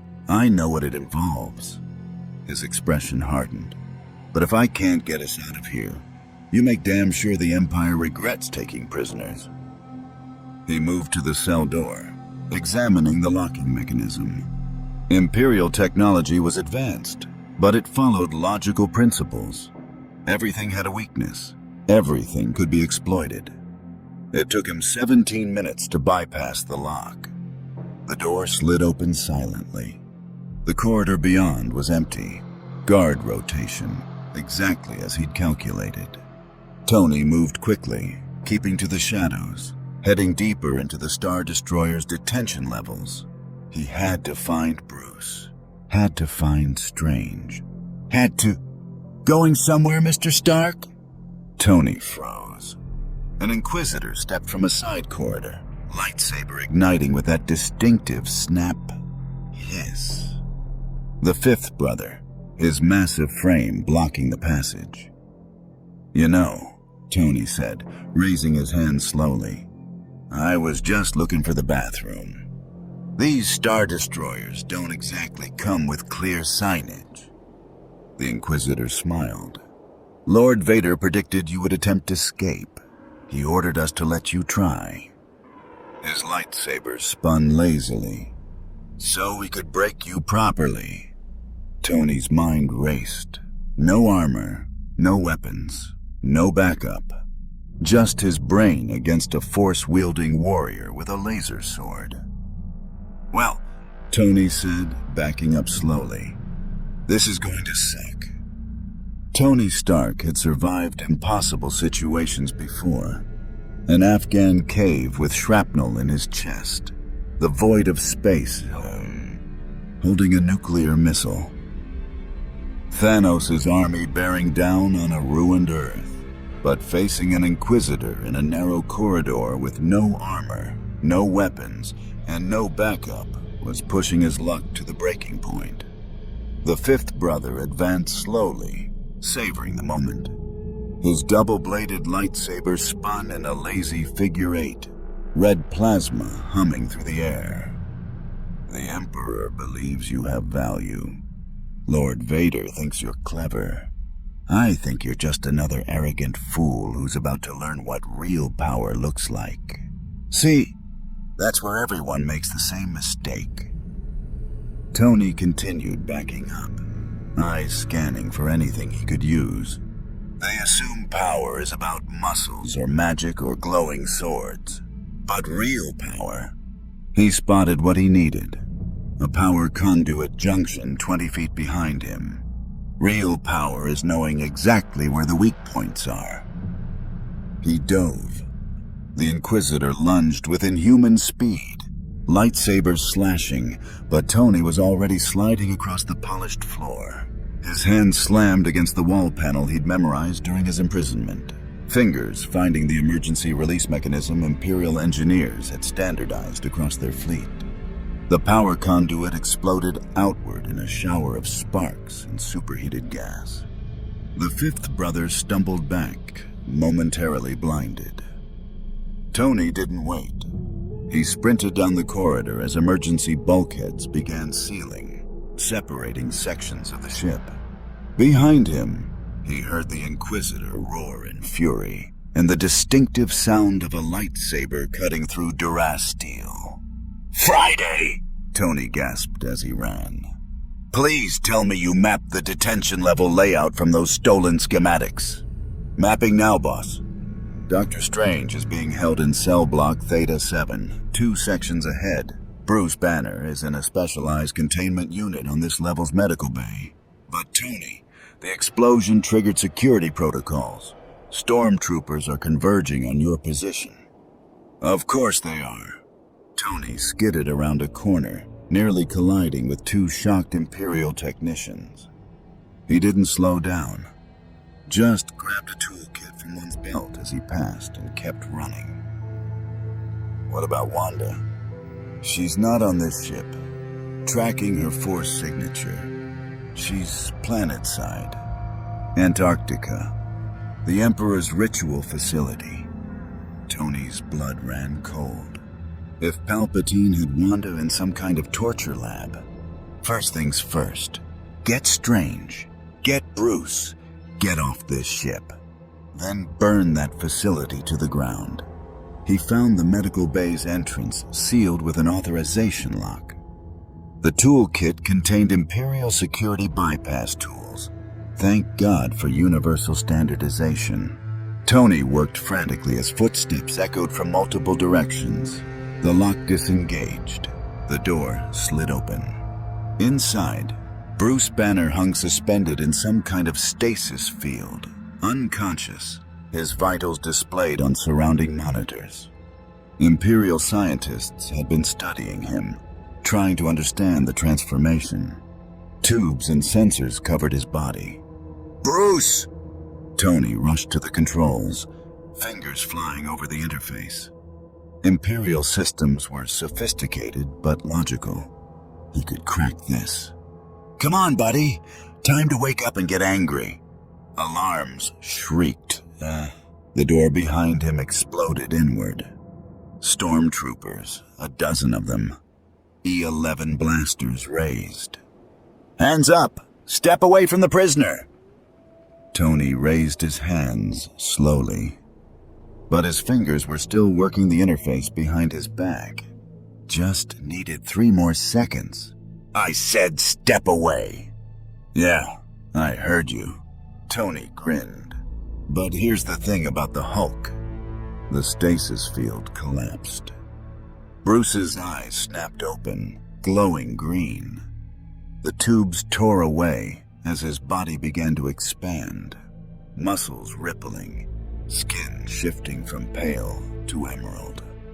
The transformation they'd been suppressing for days finally broke free with the fury of a dam bursting. "Hulk smash!" The roar shook the entire deck. The Hulk tore free of his restraints. 8 feet of gamma-powered rage unleashed in an enclosed space. Stormtroopers opened fire, red blaster bolts hammering into green flesh. It only made him angrier. Hulk grabbed 2 stormtroopers and used them as battering rams against their companions. Armor crumpled. Bodies flew. Within seconds, the medical bay was a war zone of broken equipment and unconscious Imperial soldiers. "Hulk!" Tony shouted over the chaos. "Strange! We need to find Strange!" The Hulk paused mid-rampage, green eyes focusing on Tony with surprising clarity. Whatever force manipulation they'd used was broken now.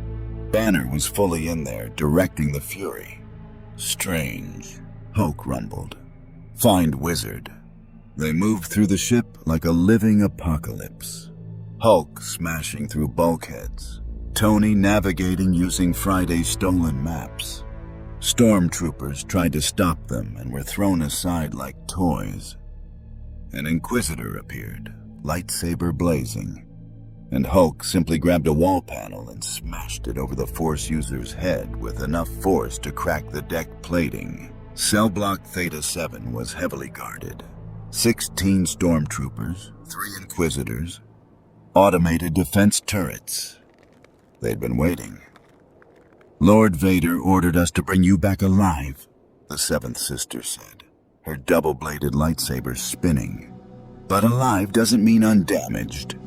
"You talk too much," Hulk replied, and charged. The battle was chaos.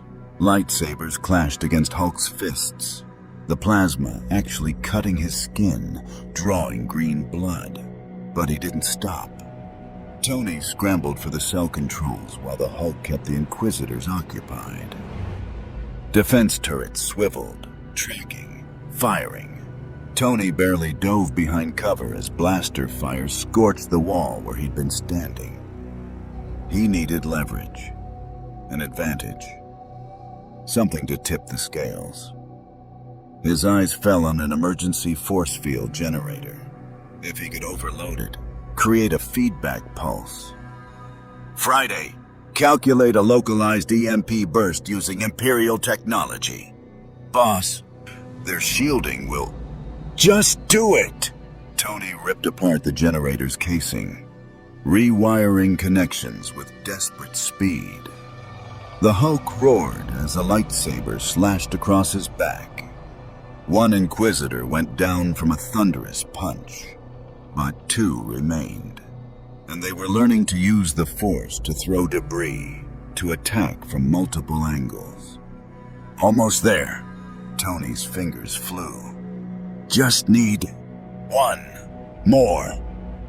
The generator sparked, whined, and exploded in a pulse of electromagnetic energy.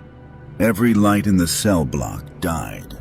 Every turret powered down. Even the Inquisitors' lightsabers flickered and extinguished. The exotic electronics in their hilts temporarily scrambled. In the darkness, cell doors slid open, including Dr. Strange's. Golden light blazed as mystical mandalas formed around Strange's hands. His suppressor cuffs had been disabled by the EMP. The cloak of levitation whipped from where it had been stored and wrapped around his shoulders. His eyes blazed with barely contained fury. "Gentlemen," Strange said, his voice cold as the void between stars, "I believe it's time we left." The seventh sister recovered first, reigniting her lightsaber. "You cannot escape this ship, Mystic. Lord Vader will..." Strange made a precise gesture, and the Inquisitor flew backward into a wall hard enough to crack the metal. "Vader isn't here, but we are." He began weaving a portal, golden sparks forming a circle in the air. But something was wrong. The portal flickered, unstable. "The Force is interfering with dimensional manipulation. I can't maintain a stable gateway long enough to..." "Then we make our own exit." Tony pointed upward. "Hulk, up!" The green giant understood immediately. He crouched, muscles bunching, and leapt upward with earth-shattering force. His fists smashed through 3 decks of Star Destroyer hull, creating a vertical shaft of destruction. Emergency atmosphere seals activated, trying to contain the breach. "After him!" Tony grabbed Strange's arm. "Fly us up."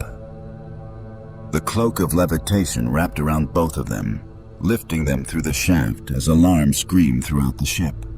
They emerged on an upper deck exposed to Earth's atmosphere. The Star Destroyer was still in low orbit, maybe 200,000 feet up. "We're still in the thermosphere," Strange shouted over rushing wind. "I can't portal from here. The atmospheric pressure differential will tear us apart." "Then we go down." Tony pointed at a docked Lambda-class shuttle 50 yards away. "Steal a shuttle. Fly to Antarctica. Get Wanda." Hulk was already bounding across the exterior hull toward the shuttle bay. Strange and Tony followed, the cloak fighting against wind shear. Behind them, TIE fighters were launching. pilots scrambling to intercept the escaping prisoners.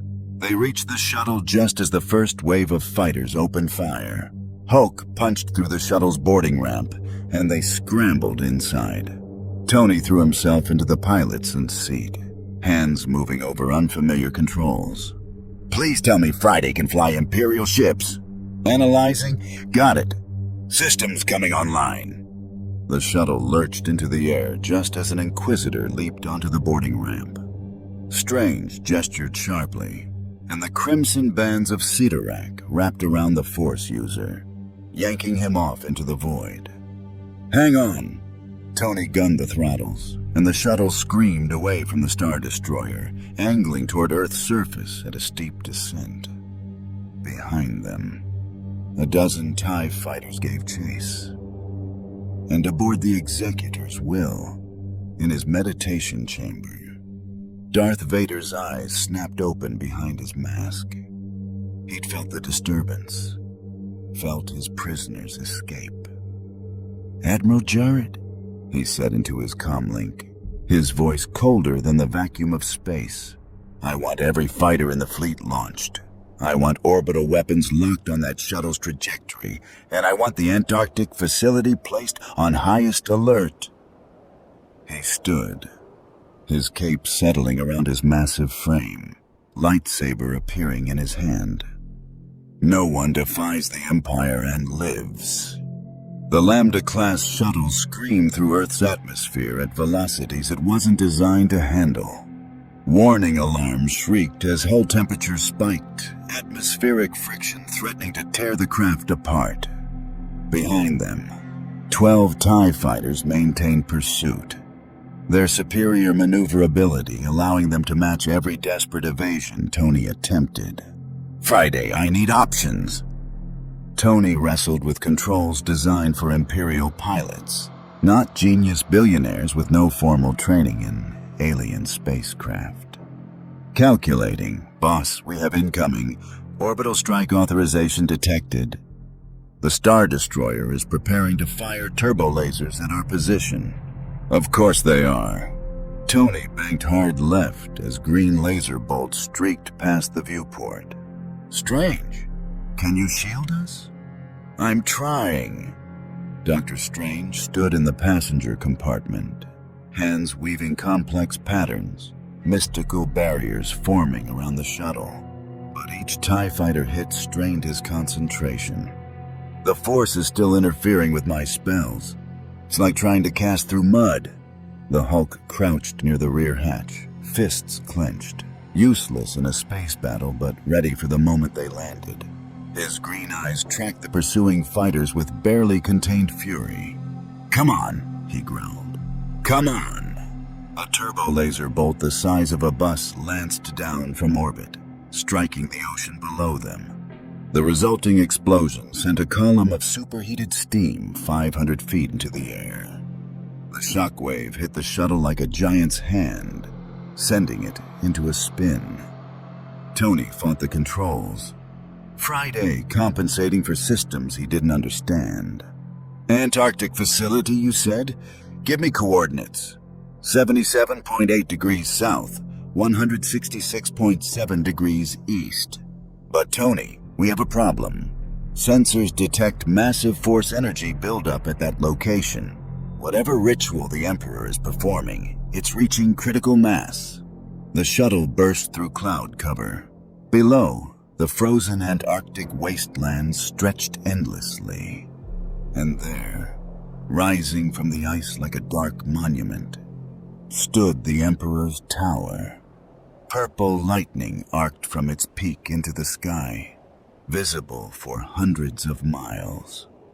The corruption was spreading, infecting Earth's mystical field like poison.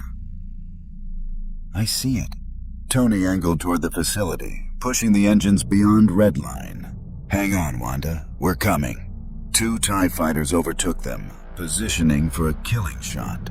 Then they exploded in brilliant fireballs. Tony blinked. "What the? Boss, we have friendlies incoming." 3 aircraft screamed past the shuttle. Not TIE fighters. but heavily modified Quinjets bearing Stark Industries modifications and Wakandan design elements. Their weapons weren't standard Earth technology anymore. They'd been enhanced with reverse-engineered Imperial components, firing focused energy bursts that punched through TIE fighter shields. "Tony Stark, this is Falcon." Sam Wilson's voice crackled over the comm. "Hope you don't mind us crashing your rescue party." "Sam!" Tony's grin was fierce. "How did you—" "Global Resistance Coordinated Strike. Steve's hitting New York.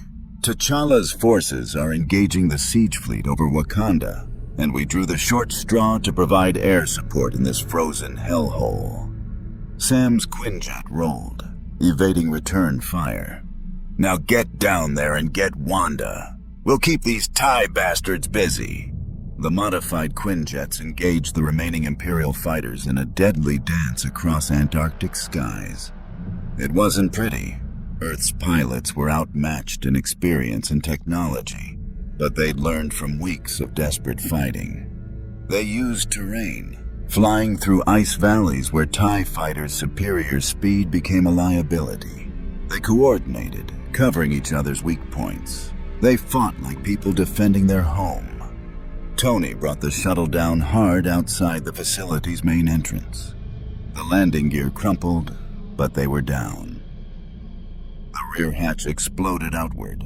Hulk had run out of patience. "Hulk smash Emperor!" "I'm right there with you, buddy," Tony said, following the green giant out into howling Antarctic winds. The facility's defenses activated immediately. Turbo laser emplacements swiveled, tracking. Stormtroopers poured from barracks, forming defensive lines. AT-ATs, the smaller, two-legged scout walkers, emerged from hangars, their chin-mounted cannons opening fire. Strange's hands moved in precise patterns. "Shields of the Seraphim!" Golden energy barriers deflected the initial barrage, but he couldn't maintain them indefinitely. "Tony, I can get us inside, but I can't hold defenses and breach their wards simultaneously." "You get us in!" Tony grabbed a fallen stormtrooper's E-11 blaster, feeling the weight of the weapon in his hands. Not his style, but he'd make it work. "Hulk and I will handle the welcoming committee." Hulk roared and charged. An AT-AT pivoted to fire. Hulk grabbed its leg and simply tore the walker apart, using the wreckage as an improvised club against advancing stormtroopers. Red blaster bolts hammered his hide, burning, painful, but nowhere near enough to stop him. Tony provided covering fire, his strategic mind calculating angles and weaknesses, even without Friday's HUD. Shoot the joints where armor plating meets. Target the power packs on their backs. Aim for the vulnerable spots Imperial engineers never bothered to fully protect because who would get close enough to exploit them? Strange ran between them, hands weaving, and the facility's main entrance, a massive blast door designed to withstand orbital bombardment, simply folded inward like paper. The mystical architecture behind it, the Emperor's wards designed to contain dark side energy, shattered under the assault of someone who understood the fundamental patterns of reality itself. They pushed inside. The facility's interior was a nightmare of Imperial architecture fused with ritual chambers.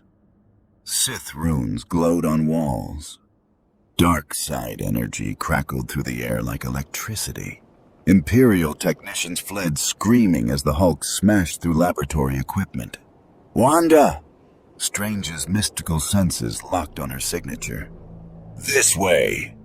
They ran through corridors that seemed to twist with malevolent geometry. Inquisitors appeared to intercept. Strange dueled two simultaneously with mystical shields and cutting spells, while Tony and Hulk dealt with stormtrooper reinforcements. It was desperate, chaotic, violent. They were winning. Then they reached the central chamber. The room was massive, cathedral-like, dominated by the ritual tower that extended up through the facility's roof. And suspended in the center, Wrapped in dark side energy so thick it was visible, Wanda hung crucified by invisible force. Her eyes glowed red and purple simultaneously. Chaos magic corrupted by Sith power, fighting itself, tearing her apart from within. At the tower's base, Emperor Palpatine stood with arms raised, channeling unimaginable power. Around him, 6 Inquisitors maintained the ritual circle, and behind them all, red lightsaber ignited, stood Darth Vader. "Ah," Palpatine said without turning, without even pausing in his work. "The escaped prisoners, right on schedule." "Let her go," Strange demanded, mystical energy crackling around his fists. "Let her go?" The Emperor finally turned, his yellow eyes gleaming with dark amusement. "She is the keystone of my greatest work. Through her, Earth's dormant force potential awakens. Through her pain, I bind this world to the dark side. In 72 hours, every human with mystical sensitivity will feel the pull. In a week, I will have thousands of potential Sith. In a year," his smile was terrible, "this world will be mine absolutely. Over my dead body," Tony growled. "If you insist." Palpatine gestured negligently. Vader moved. The Dark Lord crossed the chamber in a blur of black cape and red plasma. His lightsaber struck Strange's hastily formed shield with enough force to send the sorcerer skidding backward. Before Strange could counter, Vader's free hand thrust forward, a force push that felt like being hit by a freight train. Strange crashed into a wall, dazed. Hulk charged with a roar that shook the foundation. Vader didn't retreat. He stood his ground, one hand raised, and caught the Hulk mid-leap with the force. 800 pounds of gamma-powered muscle hung suspended in the air. Impressive physical power, Vader observed, but against the force, meaningless. He clenched his fist, and Hulk screamed, not in rage, but in pain. The force constriction attacked at a cellular level, squeezing organs, compressing bone.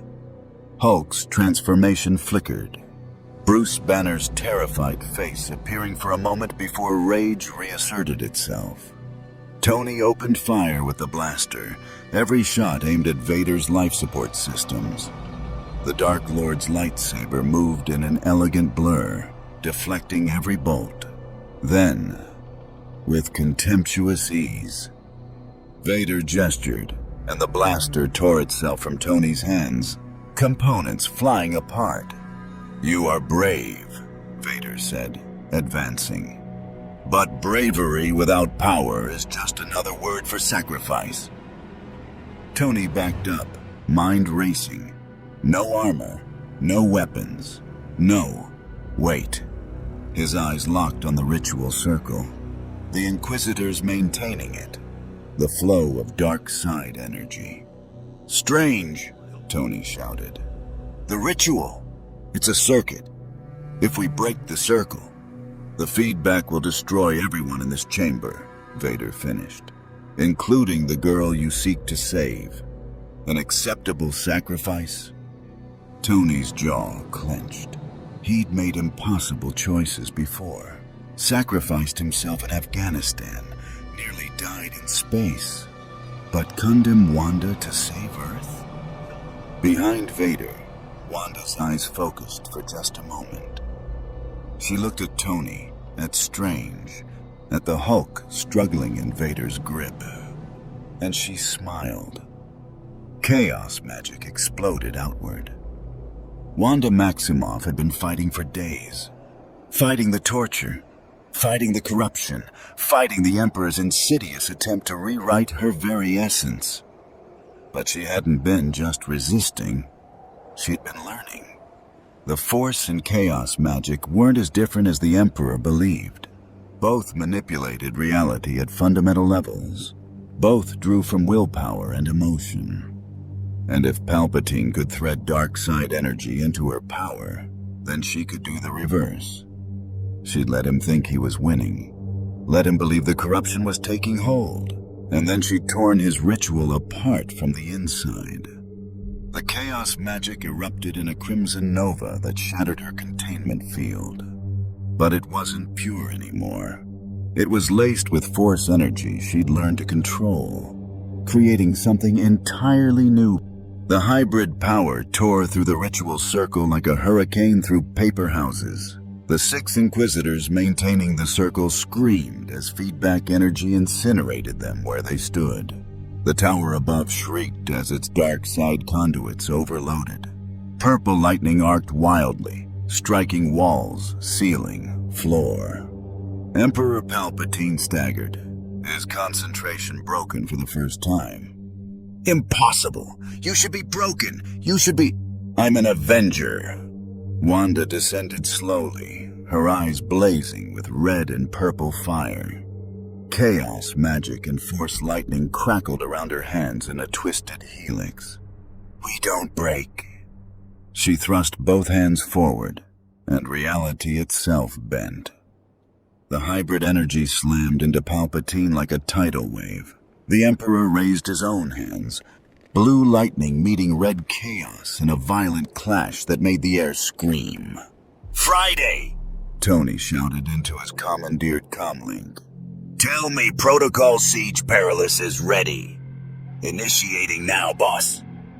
Across the globe, every Stark facility that hadn't been discovered by the Empire activated simultaneously. The underwater base, hidden bunkers in 17 countries, even the emergency systems in the ruins of Avengers compound. They'd been building, preparing, reverse engineering Imperial technology while the world burned. And now, it was ready. In Wakanda, behind shields that had held for weeks against Imperial siege, Shuri pressed the final activation sequence. "Brother, it's done. Sending the signal now." Energy pulses erupted from Wakanda's territory. Not weapons, but something far more dangerous to the Empire. Massive EMP bursts calibrated specifically to Imperial ion technology, amplified by vibranium resonators and broadcast through salvaged Star Destroyer communications arrays they'd captured and reprogrammed. The pulses swept across Earth like invisible tsunamis. AT-ATs mid-stride suddenly locked up, their systems scrambled. TIE fighters fell from the sky as flight computers crashed. Stormtrooper armor's HUDs went dark.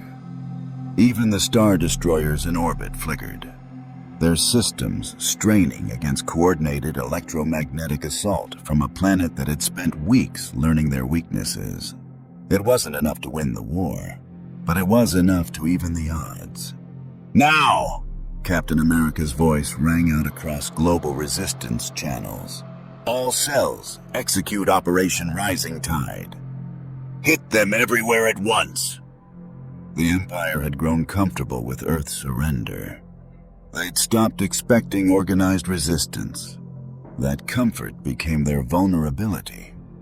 In New York, Steve Rogers led 500 resistance fighters, soldiers, civilians, heroes without powers, in a coordinated assault on Imperial garrison headquarters. They used captured stormtrooper armor, stolen Imperial weapons, tactics learned from watching the enemy. In London, a combined British-French-German force ambushed an AT-AT convoy using portable rocket launchers modified with reverse-engineered ion technology. In Tokyo, a resistance cell liberated a processing center, freeing 200 imprisoned civilians before melting back into the city's underground.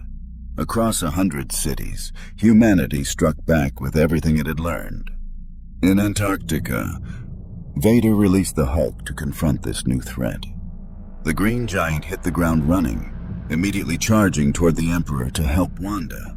But Vader intercepted, lightsaber meeting Hulk's fists in a clash that cracked the floor. "Your strength is considerable," Vader said, his respirator cycling steadily even as he parried blows that could shatter tanks. But I have toppled stronger beings. I have brought low Jedi Masters and Sith Lords. You are merely angry. Hulk is always angry. The green giant's fist connected with Vader's chest plate, denting it, sending the Dark Lord skidding backward. And Hulk hate Vader. Strange recovered, shaking off the impact. His hands moved in precise patterns, and this time, with Wanda's chaos magic disrupting the Force interference, his spells worked at full power. The mirror dimension began to overlap reality, geometric patterns fracturing the chamber. "Tony, get Wanda out of here!" Strange shouted. Golden mandalas forming shields against Force lightning. "I'll hold them." Tony ran toward Wanda, who was locked in a battle of pure power with the Emperor. Energy crackled between them. Chaos magic and dark side lightning struggling for dominance. Palpatine's face twisted with fury and something else. Fear. For the first time in decades, the Emperor faced someone who could match his dark side mastery with something equally terrible.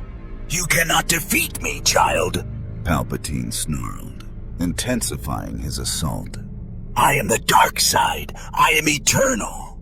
You're a bully with magic powers." Wanda's accent thickened as she poured everything into the attack. "I've dealt with worse." Tony reached her side, placing a hand on her shoulder. "Wanda, we need to go. This whole place is coming down." "Not without stopping him." Wanda's eyes blazed. "He was going to corrupt the entire planet." "Then let's collapse it on his head." Tony pointed at the structural supports, already cracking under the energy assault. "Strange. Mirror dimension.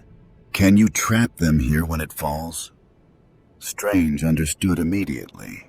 "If I can anchor the dimensional overlap to the physical structure, yes. But I need 30 seconds. "Then we buy you 30 seconds. Tony grabbed a fallen Inquisitor's lightsaber. It felt wrong in his hands, too light, too dangerous. But it activated when he thumbed the switch. "Hulk, Vader, keep him busy!" The Hulk roared acknowledgement, redoubling his assault. Vader was forced to divide his attention between the green giant's overwhelming physical power and Strange's mystical attacks. The Dark Lord was formidable, but even he couldn't fight 3 opponents while the chamber collapsed around him. Wanda and Tony turned their attention to the Emperor. Palpatine's lightning intensified, but Wanda's chaos magic had evolved. She wasn't just defending anymore. She was unmaking his attacks at a fundamental level, turning dark side energy back into raw force potential. "You dare!" Palpatine shrieked. "You dare!" "Yeah," Tony said, swinging the lightsaber awkwardly but effectively at the Emperor's concentration. "We dare. That's kind of our thing." The tower above screamed as its structure failed. Tons of Imperial durasteel and corrupted ritual architecture began to collapse inward. "Now!" Strange threw his hands wide, and the mirror dimension snapped into place like a closing fist. Reality fractured, trapping the ritual chamber in geometric stasis even as the physical structure fell. "Go!" Strange gasped, maintaining the spell with visible effort. "I'll hold this as long as I can." Wanda opened a portal, her chaos magic finally working properly, enhanced by the force energy she'd learned to manipulate. Red sparks formed a doorway to the outside. Tony grabbed Strange's arm. "You're coming too." "Someone has to maintain the dimensional anchor or they'll escape." Strange's voice strained. "Get Wanda out. Get Earth's heroes organized. The Empire won't stop with this defeat." Vader sensed their escape attempt. He turned from the Hulk, raising his hand toward the portal. The Hulk grabbed Vader's cape and yanked, slamming the Dark Lord into the ground with earth-shattering force. No, they go! You stay! The entire facility shuddered. The ceiling gave way. Thousands of tons of ice and steel began to fall. Tony made a choice. He shoved Wanda through the portal. Get back to the compound. Coordinate with Steve. Tony, no! Wanda reached back through, but Tony was already turning to help Strange and the Hulk. Friday! Emergency Protocol Alpha! Boss, that's... Do it! The portal closed. Wanda stumbled out into Antarctic snow, alone, as the facility collapsed in on itself. The tower imploded, purple lightning arcing one final time before winking out. The Emperor's ritual was broken, but inside, trapped in the mirror dimension as the physical structure collapsed, Strange and Tony and the Hulk faced Vader and Palpatine in a pocket of frozen space-time. You have accomplished nothing, Vader said, his mask somehow conveying cold satisfaction even through the damage. Earth still falls. This is merely a delay. Maybe, Tony admitted, lightsaber raised, despite knowing how outmatched he was. But we're really good at delays. Strange's hands wove patterns, reinforcing the dimensional prison. The ritual is broken. Earth's force potential remains dormant. You failed. There will be other rituals, Palpatine hissed. Other worlds. The Empire is eternal. The Hulk simply roared, ready to fight until reality itself ceased to exist. Outside, across the burning planet, humanity fought back with desperate ferocity. The global coordinated assault had caught the Empire off guard, forcing them to divert resources to respond to 1,000 small fires instead of maintaining absolute control. In orbit, the Star Destroyers began to reposition, not advancing, but consolidating. Admiral Jared issued new orders. Full planetary quarantine. No one in, no one out. Let Earth's resistance burn itself out while the Empire regrouped. In Wakanda, T'Challa stood with his sister and his warriors, watching holographic displays of the global uprising. How long can they maintain this offensive? Hours, Shuri said quietly. Maybe a day. The Empire has too many resources. Eventually, then we make every hour count. T'Challa's eyes burned with determination. And we pray that our champions found what they sought in Antarctica. The answer came as Wanda stumbled through a portal directly into Wakanda's throne room, collapsing to her knees, exhausted beyond measure. The ritual is stopped, she gasped. But Tony, Strange, they're trapped with Vader and the Emperor. We have to... Alarms shrieked. Every display lit up with emergency warnings. A massive hyperspace signature had just appeared beyond the moon. Not a star destroyer. Something bigger, much bigger. The holographic display in Wakanda's throne room flickered, resolving into an image that made even T'Challa, who had faced down gods and alien armies, take an involuntary step backward. A ship emerged from hyperspace, not wedge-shaped like a star destroyer. This was different. Sleek, predatory, painted in dark blue with red accents. Smaller than an Imperial battlecruiser, but emanating menace like a coiled serpent. And on its hull, emblazoned in precise lettering, Chimera.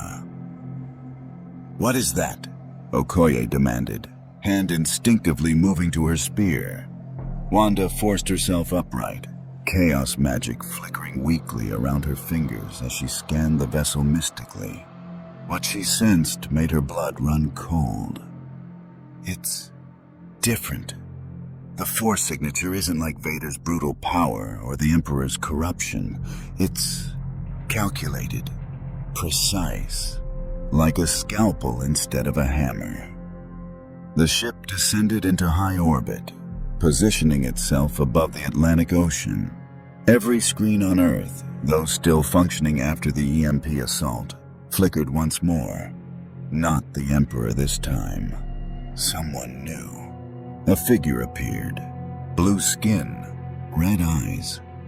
White Imperial uniform pristine despite the chaos.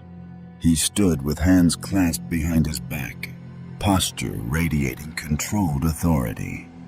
When he spoke, his voice was smooth, cultured, dangerous. People of Earth, I am Grand Admiral Thrawn of the Galactic Empire. I have been observing your resistance with great interest. He paused, as if savoring the moment. You repelled our initial occupation force. You destroyed the Emperor's ritual facility. You demonstrated tactical ingenuity, resource optimization, and coordinated strategic thinking uncommon in newly conquered worlds. In underground bunkers across the planet, resistance fighters watched with growing dread. Most species submit or die. You chose a third option, adaptation. Thrawn's eyes seemed to look directly through the camera, analyzing everyone watching. Impressive, but ultimately futile. Emperor Palpatine believed overwhelming force would break you. Lord Vader believed fear would control you. They were wrong. He gestured, and the display split to show something that made Steve Rogers' heart sink. The Antarctic facility's ruins. Imperial recovery teams swarming over it. And there, being extracted from collapsed ice and steel, a stasis pod containing 3 figures frozen in mirror dimension energy. Tony Stark, Doctor Strange, Bruce Banner. All unconscious, all captured. Your champions fought valiantly, Thrawn continued. But while they delayed our ritual, we secured them. The Emperor is injured but recovering aboard my flagship. Lord Vader is undamaged, and now I have 3 of your most valuable assets. He smiled, cold, analytical. I propose a negotiation. No, Steve whispered from his position in New York's underground. Don't listen to him. Surrender completely within 24 hours, Thrawn stated. Accept full Imperial governance. Disband all resistance networks, and I will return your heroes alive and unharmed. Refuse, the smile vanished. And I will execute them publicly, 1 per day, broadcast across your world. You will watch your symbols of hope die, and then the real invasion begins. The transmission ended. Silence fell across the globe. The uprising that had burned so brightly suddenly felt like ashes. In Wakanda, T'Challa turned to Wanda. Can you sense them? Are they truly alive? Wanda closed her eyes, reaching out with chaos magic despite her exhaustion. Yes, they're in some kind of stasis, but alive. Her voice cracked. Tony saved me. Strange held Vader and the Emperor long enough for the structure to collapse. They sacrificed themselves so the ritual would fail. Then their sacrifice will not be in vain. T'Challa said firmly, We do not surrender. Not now, not ever. But if we fight, they die, Okoye said quietly. If we surrender, everyone dies. Steve Rogers' voice crackled over the global resistance channel. He'd patched into Wakanda's secure network. Thrawn is counting on us, valuing 3 lives over 7 billion. He studied us, analyzed our psychology. This is exactly what a strategic mind would do. Turn our greatest strength into our weakness. Then what do we do? Sam Wilson asked from somewhere over the Pacific in his damaged Quinjet. Steve was silent for a long moment. When he spoke, his voice carried the weight of impossible command decisions made in the fires of World War II, the chaos of the Chitauri invasion, the desperation of fighting Thanos. We trust that Tony, Bruce, and Steven would want us to fight. We honor their sacrifice by not letting it be for nothing." He paused. "And we get them back anyway." "How?" Wanda demanded. "That ship is in orbit. Even if we could reach it, we have assets the Empire doesn't know about."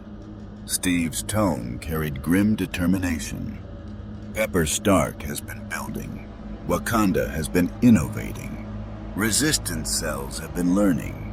We're not the same planet the Empire invaded 3 weeks ago."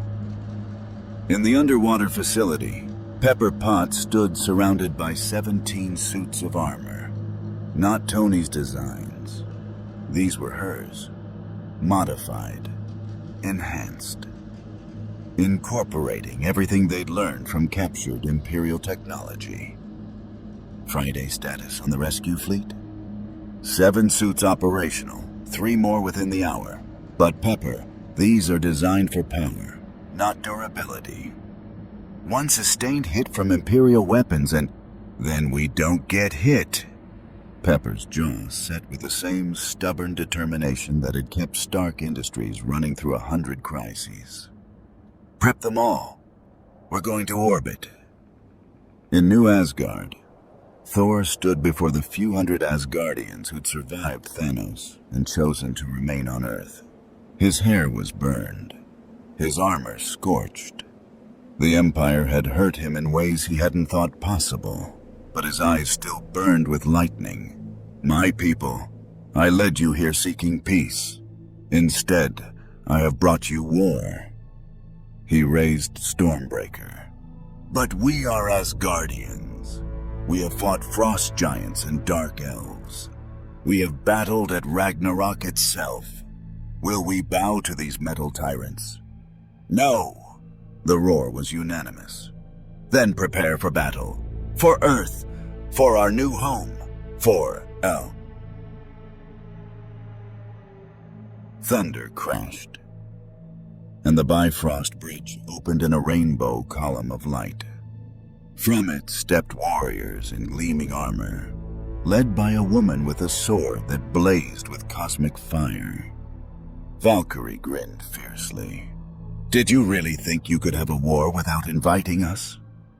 Behind her, 200 Asgardian warriors emerged. The survivors scattered across the galaxy, finally coming home. Across the world, pieces moved, assets revealed.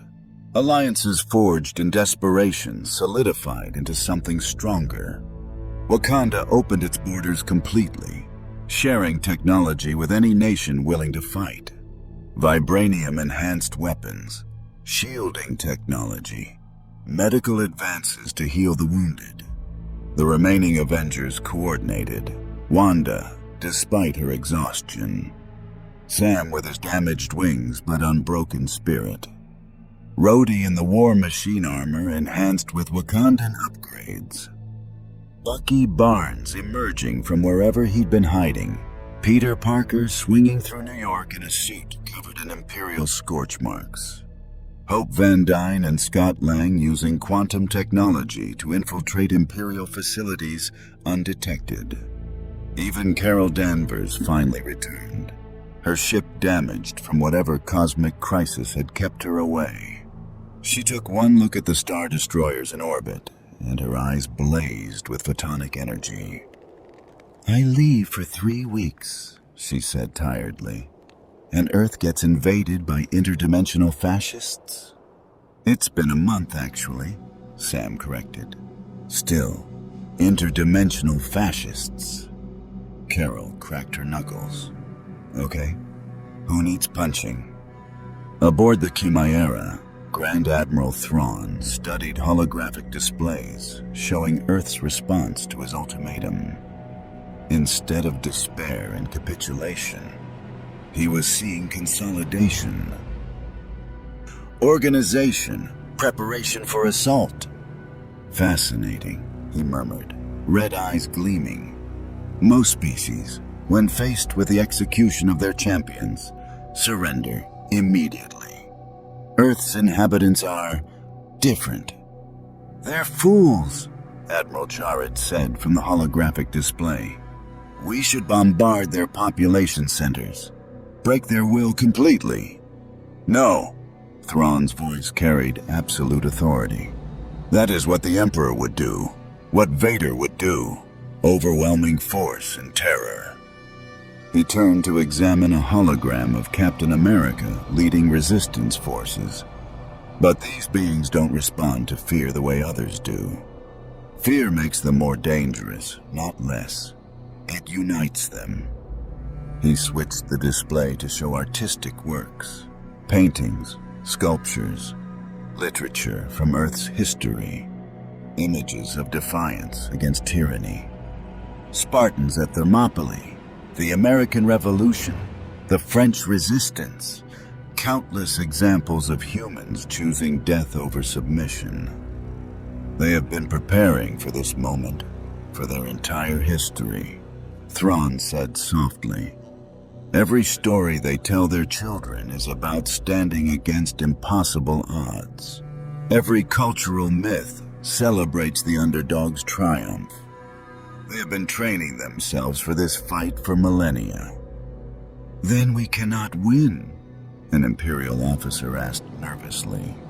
"I didn't say that." Thrawn smiled. "I said they're interesting. There's always a way to win. You simply must understand your opponent completely." He pulled up tactical displays. "They will attempt a rescue operation, likely within the next 12 hours before they lose momentum. They'll use their most powerful assets, the photon-powered human, the Asgardian, the reality manipulator. Predictable. Should we prepare defenses? No, we let them come." Thrawn's eyes gleamed with predatory intelligence. "And when they're committed, when their champions are aboard this ship, fighting to rescue their captured allies, that's when Admiral Jared's fleet bombards their African stronghold. Wakanda falls while their heroes watch helplessly from orbit." He turned to face the officer directly. "You don't defeat Earth by destroying it. You defeat Earth by breaking its hope, and hope dies when heroes fail." 22 hours after Thrawn's ultimatum, a strike force launched from multiple locations simultaneously. Carol Danvers flew point, her body blazing with cosmic energy, drawing fire from the Chimera's turbo lasers. Behind her, Pepper Potts led 7 rescue armors in tight formation. Wakandan ships, sleek fighters powered by vibranium reactors, weaved through the defensive fire. Thor and Valkyrie rode Asgardian skiffs that shouldn't exist anymore but somehow did, crackling with Bifrost energy. And in the center, flying the captured Lambda-class shuttle with modifications only Tony Stark's wife could envision, Wanda Maximoff channeled chaos magic to shield the entire fleet. "Targets locked," Pepper's voice rang out. "Remember, we're not here to win. We're here to get our people back." The Chimera's hangar bay shield had flickered. Sam Wilson, miniaturized via PIM particles, had infiltrated hours earlier and was sabotaging systems from within. The assault team punched through the wavering shields and into the ship's interior. And on Earth below, in the Antarctic ruins, something stirred beneath the ice. The mirror dimension prison was cracking. The rescue succeeded, but at a cost Earth would never forget. Tony, Strange, and Bruce were recovered, battered but alive. The assault team fought their way off the Chimera with Thrawn's cold laughter echoing behind them. He'd let them win, just as planned. While Earth's champions fought in orbit, the Empire's fleet had repositioned. But Thrawn had underestimated one crucial element: Earth's capacity for sacrifice. As turbo lasers prepared to fire on Wakanda, Carol Danvers positioned herself between the Star Destroyers and the continent. She absorbed the full bombardment, energy that should have vaporized a city and redirected it back at the fleet. 3 Star Destroyers were crippled. The others retreated to high orbit. The Emperor, still recovering from Wanda's assault, ordered a temporary withdrawal, not surrender, regrouping. The Empire would return with greater forces, new strategies. But Earth had proven something unprecedented. A forceless world could resist, could adapt, could fight back. As Thrawn's fleet retreated through the hyperspace fracture, he filed his report with a single addendum that would change Imperial strategy forever. Earth is not ready for conquest. Recommendation: quarantine and monitor. In time, they will destroy themselves or become something the Empire has never encountered. Either outcome requires patience. The fracture sealed. Earth was free, scarred, but free. In Wakanda, the Avengers stood together, battered, exhausted, but unbroken. Steve placed his hand on Tony's shoulder. Wanda leaned against a vision. Thor raised Stormbreaker toward the sky. They had survived the Empire, but in the darkness between dimensions, Grand Admiral Thrawn studied his data with patient red eyes. Earth had won this battle. The war, however, was just beginning. Somewhere in the ruins of Antarctica, beneath melting ice, Strange's mirror dimension prison finally shattered completely. The space where the ritual chamber had existed rippled, and a single figure emerged from the wreckage, cape billowing in the frozen wind. Darth Vader looked up at the stars, his respirator cycling steadily. He had been trapped, delayed, but not defeated. The Dark Lord activated his comlink. "Master, I remain on Earth.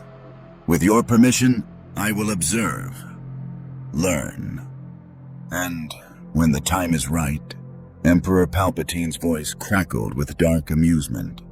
"Yes, my apprentice. Watch them. Study them. Let them believe they have won." Vader's hand tightened on his lightsaber. "And when they lower their guard, we will return. Not with fleets and armies, but with something far more insidious." Palpatine's laughter echoed across dimensions. "We will return with the Force itself." On Earth, the Avengers celebrated their impossible victory, unaware that the greatest threat hadn't left. It was still here, waiting, learning. And in the shadow, Vader began his long game. "May the Force be with you. More stories await."